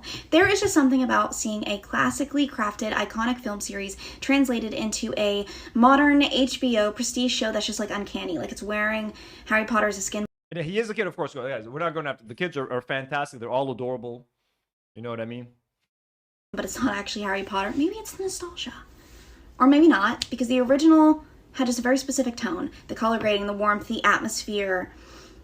It felt like you were stepping into something really timeless. The score in the original films with John Williams, literally everything carried the entire world. This, whatever this is, it's not doing anything for me. And I'm trying to ignore the obvious other issues with the project. Snape. Are we for real? Snape was written a very specific... You see, I could agree with her at the beginning. Like, you know what? Yeah, you know what? The color grading, I'm with you. Then she's like, but Snape? Does Snape have to... Like, you lost me. Snape is probably the best thing to come out of this trailer because he's the only person that doesn't remind me of a better version of this. He's the only one. I'm like, you know what? I'm kind of excited to see where he's going to take this performance. It's going to be new. It's going to be exciting. Not that I'm going to watch the show, but like, you know what I mean? If I were going to watch the show, I would be excited about this because it's the biggest question mark. Like, this is going to be different. Everyone else is going to be doing like a shitty impression of who came before. That's why I think it's so good to like remove the Alan Rickman element. Let's just enjoy this new Snape as a new thing. Are we for real?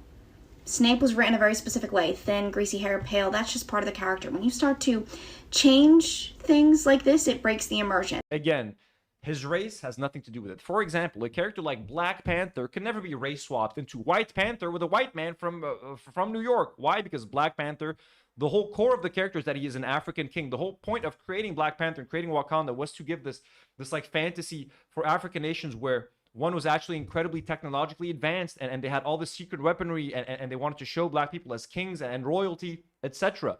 It is a very specific story. So you can't race swap him. But there are characters like James Bond. Who gives a fuck if James Bond is what? What makes James Bond James Bond? He's a womanizing secret agent. You know what I mean? Who's good with guns. Like, that's what makes... He could be anything. You know what I mean? Black Panther is an African king. He has to be black. There are characters who you can race swap. There are characters that you can't race swap. Okay. They refer to him as pale in the books.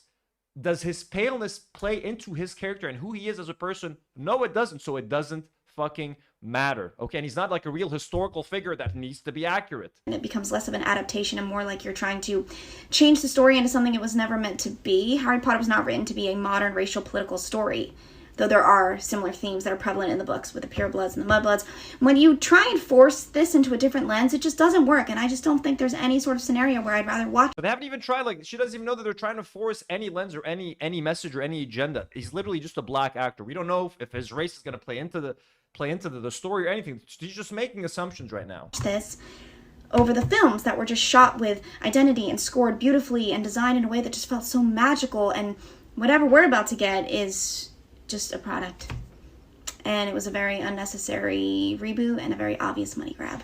But like, again, this is like a millennial. Like, I think at this point, if you're an adult, if you're in your 30s, late 20s, 30s, 40s, and you're still consuming Harry Potter content and supporting J.K. Rowling after the horrible things that she's fucking said and done, I think you're kind of fucked. Like, this is like a 30-something-year-old woman out here complaining about the series, but like, she is upset because she wanted to watch it.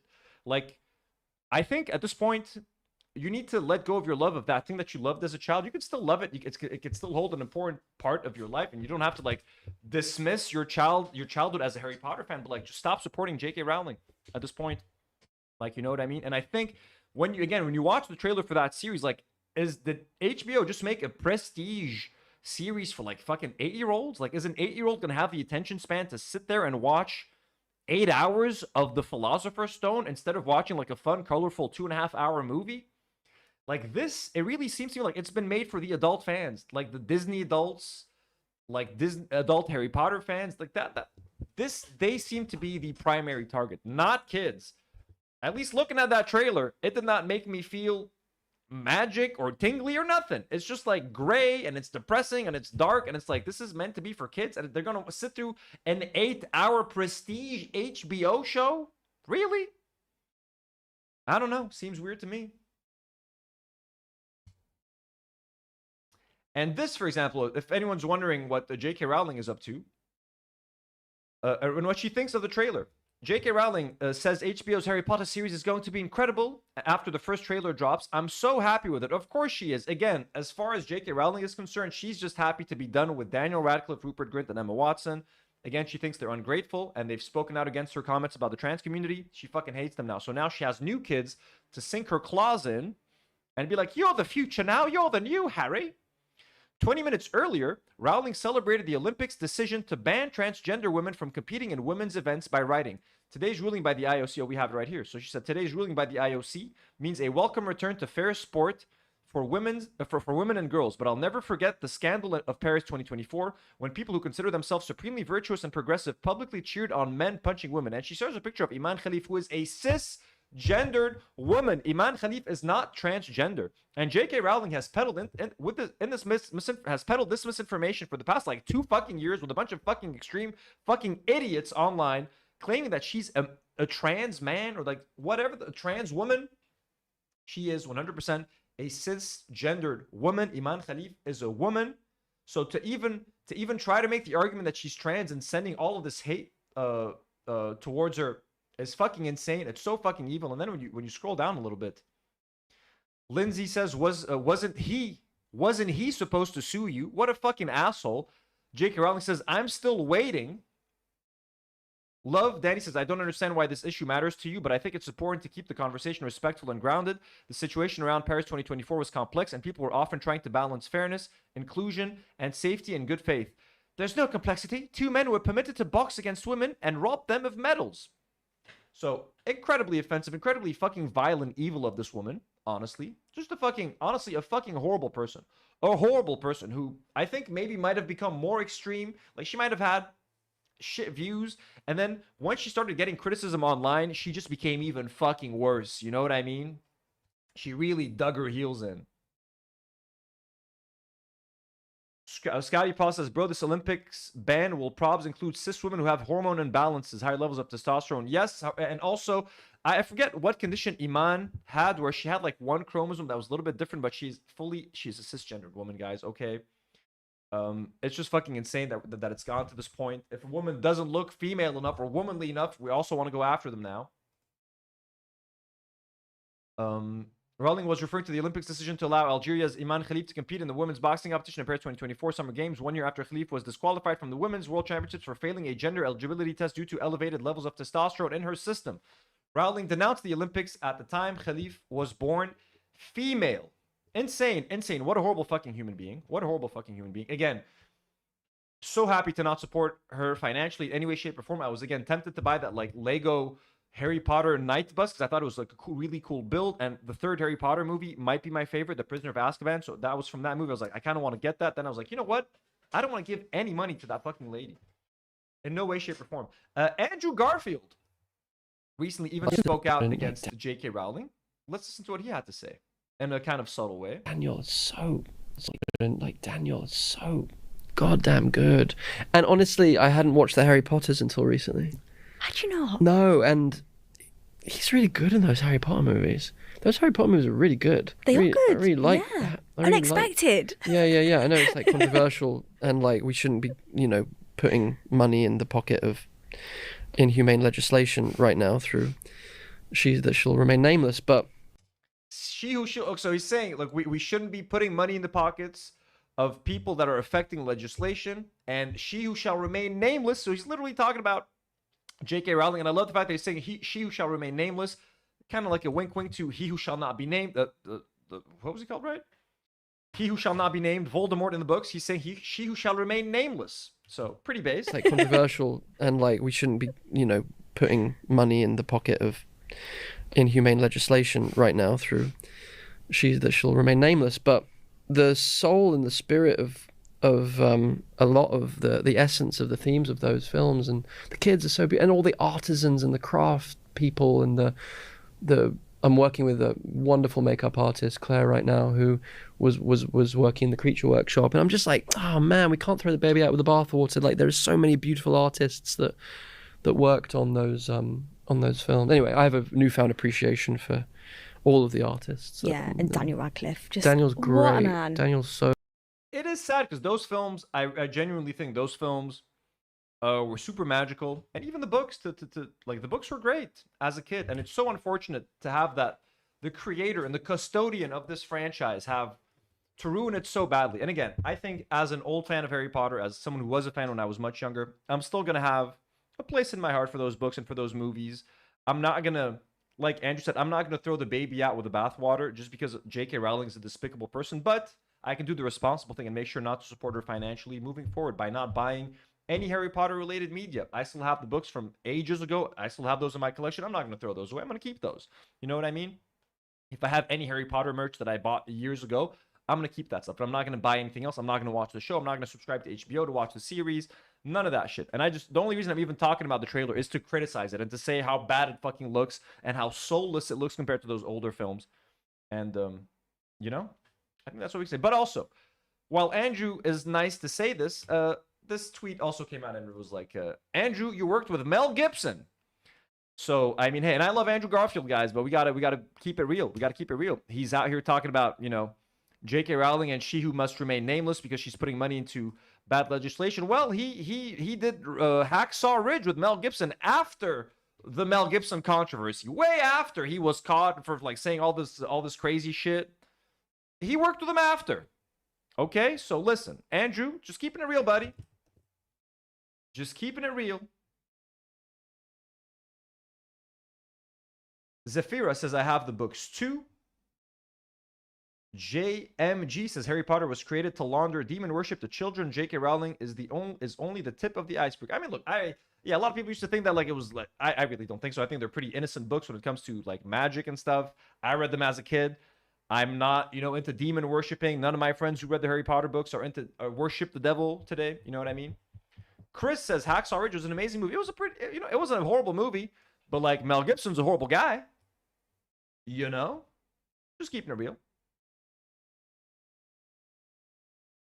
Speaking of actors, let's see. Oh, we got Land Down Under at the end that we're gonna do.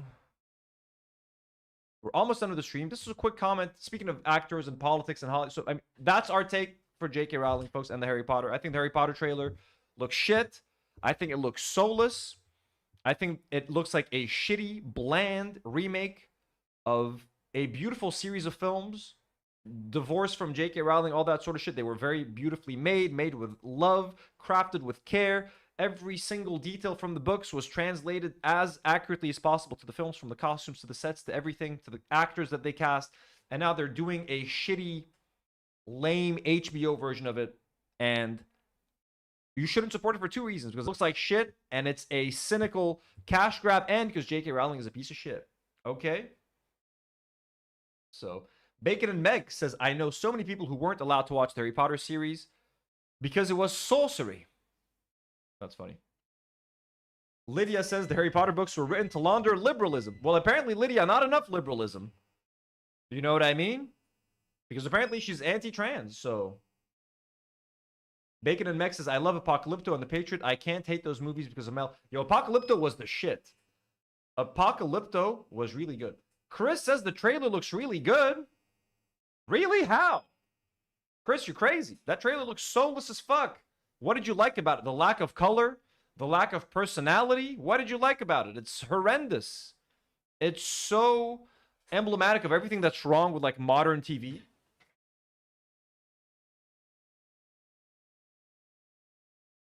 It is so soulless. Everything that was nice about the original movie looks bland as fuck, Chris. We all hard disagree with you, Chris. You are in the minority. You're the only person who liked that trailer, I think, here in the chat. Let's put a poll. Did you like the Harry Potter trailer? Yes or no? You're gonna see, Chris. You're in the vast minority, my friend.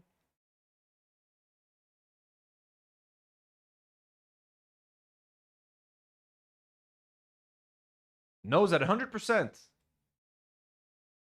We got 7 votes. Everybody's voting no. 10 votes. We got 1 yes. That's probably Chris. Yeah, Chris, it ain't working. Ooh, Genova96 just gifted 5 Do Not Worry memberships. Let's go. Hell yeah. Thank you so much, Genova. That's so kind. We got 26 new members today. Fucking, or 26. That's fucking awesome. Let me update. I'll update that a little bit later. That's so fucking sweet. Thank you. Let me add 6 members. So 713.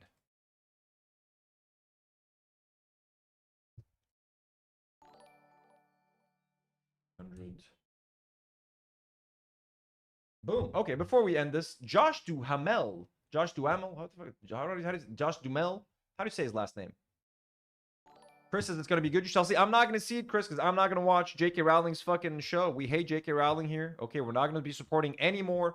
Honestly, Warner Brothers in general. Like, again, Paramount now owns Warner Brothers, so Warner Brothers is now controlled by Paramount, the Ellisons. So there's so many people that I no longer want to support involved in this whole thing. I'm glad I watched the Harry Potter movies when I was young and innocent, before J.K. Rowling opened her fucking shit mouth about this shit. You know what I mean? I have the old movies. If I ever want to revisit anything Harry Potter related, I'll go watch those things, or maybe I'll reread the books one day when I'm an old man. But again, the books that I already own. But you know. Skyfree says, I find it funny that the woman who came up with this whole magical world, from dementors to trolls and all these quests and lessons about love and acceptance, is transphobic. Like, be for real. I know, it's fucking crazy, man. Because again, those books all had positive messages. Like when they would talk about mudbloods and being not pure. That's like her making a commentary about racism and being purebred versus not purebred. Like, you know what I'm saying? Like, there were some positive lessons in those books. So for her to end up being such a fucking bigot. And there's one thing that I like about the new video game that they made. The developers wanted to like get back at her, so they created a trans character. There's like a bartender that works in Hogsmeade. I think it was in Hogsmeade, right? That is trans. Like, there's a whole trans character in there, just like as a fuck you to J.K. Rowling. So I like that the developers were able to do that. I don't think they're gonna dare do that on the HBO series because she's probably a lot more hands-on. Comrade952 just gifted 1 Do Not Worry membership. Let's fucking go. Thank you so much, Comrade. We're at 27 new members today. That's fucking dope. Thank you guys so much. And that went to Stella Withel. Thank you so much. And Lydia, you're now a member. Let's fucking go. Chris says, Shuda khala hala JK bil series. Chris, JK is very involved in the series, man. She's very involved. And again, she's making money off of it. That's the problem. I don't want to support her financially. I do not want to support her financially. Anyways, Josh Duhamel, folks. Quick little comment. This is when you know an actor is Republican. Tell me you're MAGA without saying you're MAGA. Josh Duhamel questions actors who speak out on politics. if you really want to be successful in this business, why would you make half your audience despise you by your beliefs? That means he's a fucking Republican who supports ICE and supports the war in Iran and loves Israel. That's what it probably fucking means, because if you're not ashamed by your beliefs, and if you're confident that you stand for what's right and for what's righteous, you will use your massive audience to spread positivity and try to make a change in the world, not fucking sit back and think about like who you're gonna turn off by your shit fucking opinions. I have real strong opinions about things, but I don't really talk about it because it's like, why would I alienate half my audience? Because I respect their views on things, but I'm not going to preach to them. Duhamel told Megyn Kelly. He's talking to Megyn Kelly about this, so you know he's MAGA. You know that motherfucker's a piece of shit. If you really want to be successful in this business, why would you make half of your audience despise you by your beliefs? Maybe they don't care. I don't know. I mean, I look at it as a business decision, you know? I'm here to just make cool movies, cool TV. I'm here to make cool stuff. I'm the court jester, you know? Jester maxing. He didn't say jester maxing. If I want to preach to you about what I believe politically, I will go run for office, which I'm not going to do. Like, honestly, I don't even remember the last movie this guy made that I watched. So, I don't really give a fuck. After 35 votes, we got 86% that did not like the trailer and 14% that did like it. Anyway, so this guy's definitely a Republican, loves ICE, loves the war on Iran, loves Israel, loves Trump. Fuck you, Josh Duhamel. What is Chris saying? Chris is saying that don't watch any Hollywood movies anymore. 80% is Zionist. Well, Chris, we are trying to be way more careful about the stuff that we consume. You know what I mean? I'm watching way less movies, way less TV. Sometimes I'll make an exception because I'm like, I gotta watch this thing, but like, you know. But look, you can watch it, but like, to say that the trailer looks good, you crazy? Are you blind? Do you like no color in your? Do you like drab colors? Do you like shittier actors than before? Bizarre statement, Chris. Bizarre, and especially coming from an Armenian. How could you? How could you? Okay, folks, I promised someone that we're going to listen to the Land Down Under drum and bass remix. So let's go.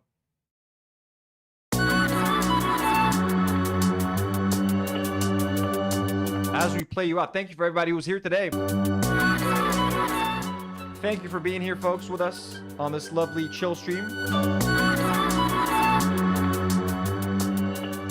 Chris says, remove your Marvel tattoos from your hands. It's owned by, again, but you gotta, Chris, if a company buys something that I like Star Wars, I like Spider-Man. If a Zionist company buys something that I used to like as a kid that was not owned by Zionists, it's not my fault. Like, you know what I mean? Harry Potter is not owned by Zionists. It is created by a transphobe. So there's a difference. As far as I know, Stan Lee, Steve Ditko weren't Zionists. I'd rather not know at this point. You know what I mean? So they're the ones who created most Marvel characters that I like. The creator of Harry Potter, the person who is directly profiting from every Harry Potter item that you purchase. I don't know what you're getting so offended. Every item that you purchase that is related to Harry Potter, there's a percentage of that goes to J.K. Rowling's pocket. You want to know how much money actually goes in the creators of Spider-Man? Nothing. Marvel owns everything. So anything that I buy that's Spider-Man or Marvel related never actually goes to the creators of those things. But if Disney, a fascist company, now wants to go up and buy things that I loved in my childhood, I got nothing to do with that. I can't control what anyone buys. It doesn't change the fact that Spider-Man affected my life as a kid, etc. You know what I mean? So, trying to explain something. I'm not judging. You can watch all the J.K. Rowling content that you want, Chris. You can buy as many J.K. Rowling products that you want. I'm not going to judge you. I'm telling you why I'm not going to watch it. Essentially. And again, Disney bought Star Wars. Disney bought Marvel. What can I do about the whole fucking thing? You know what I'm saying? Shubami. Do I go laser off the tattoos?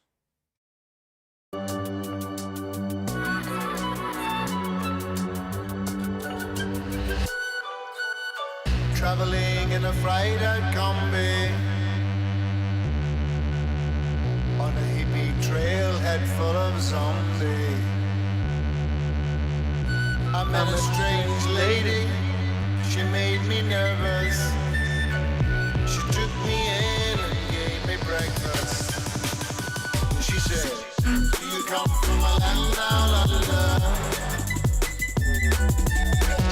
where women glow and men wonder? Can't you hear the thunder? You better run, you better take cover.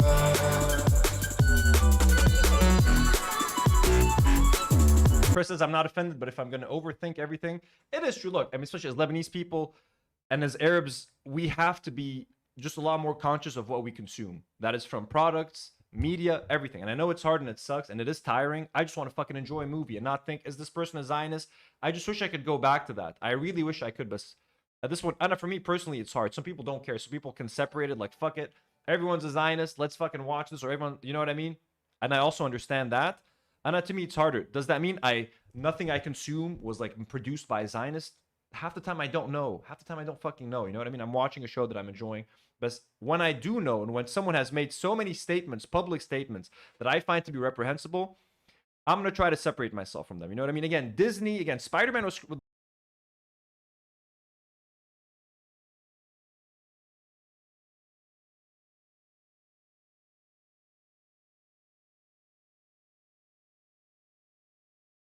I don't know what's the last thing you guys heard. I lost my power. All I was saying, Chris...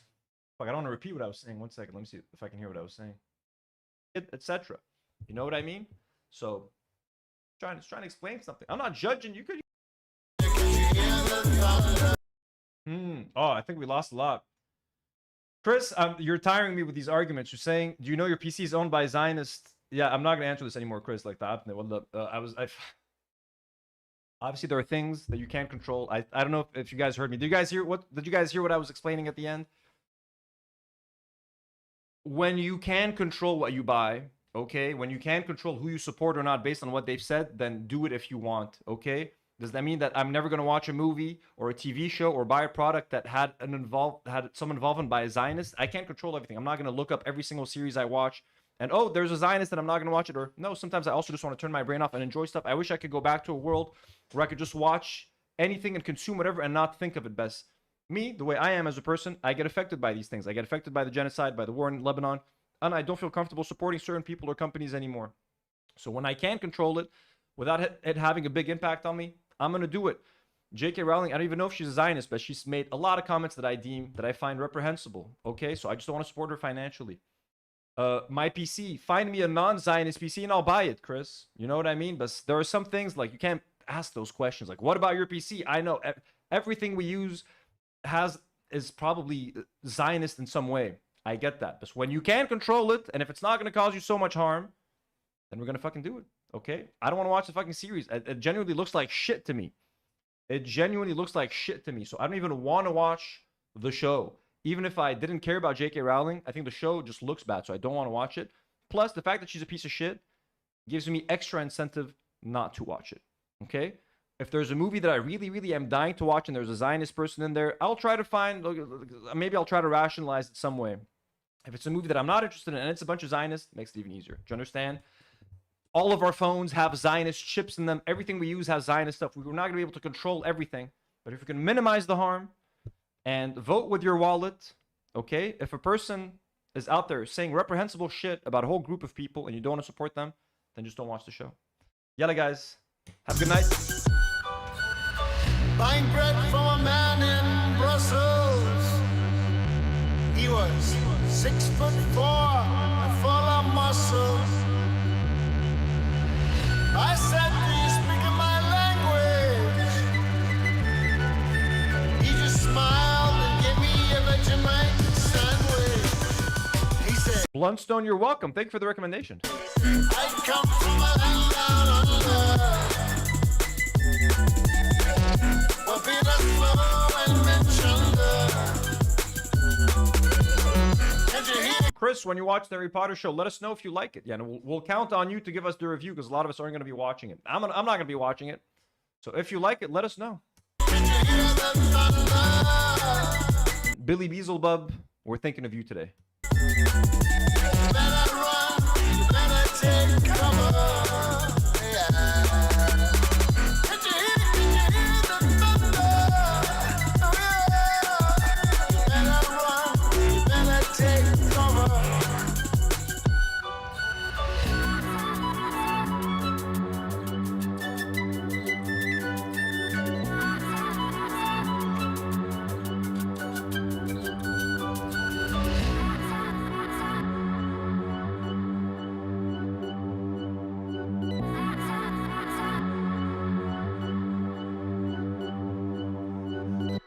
Peace out.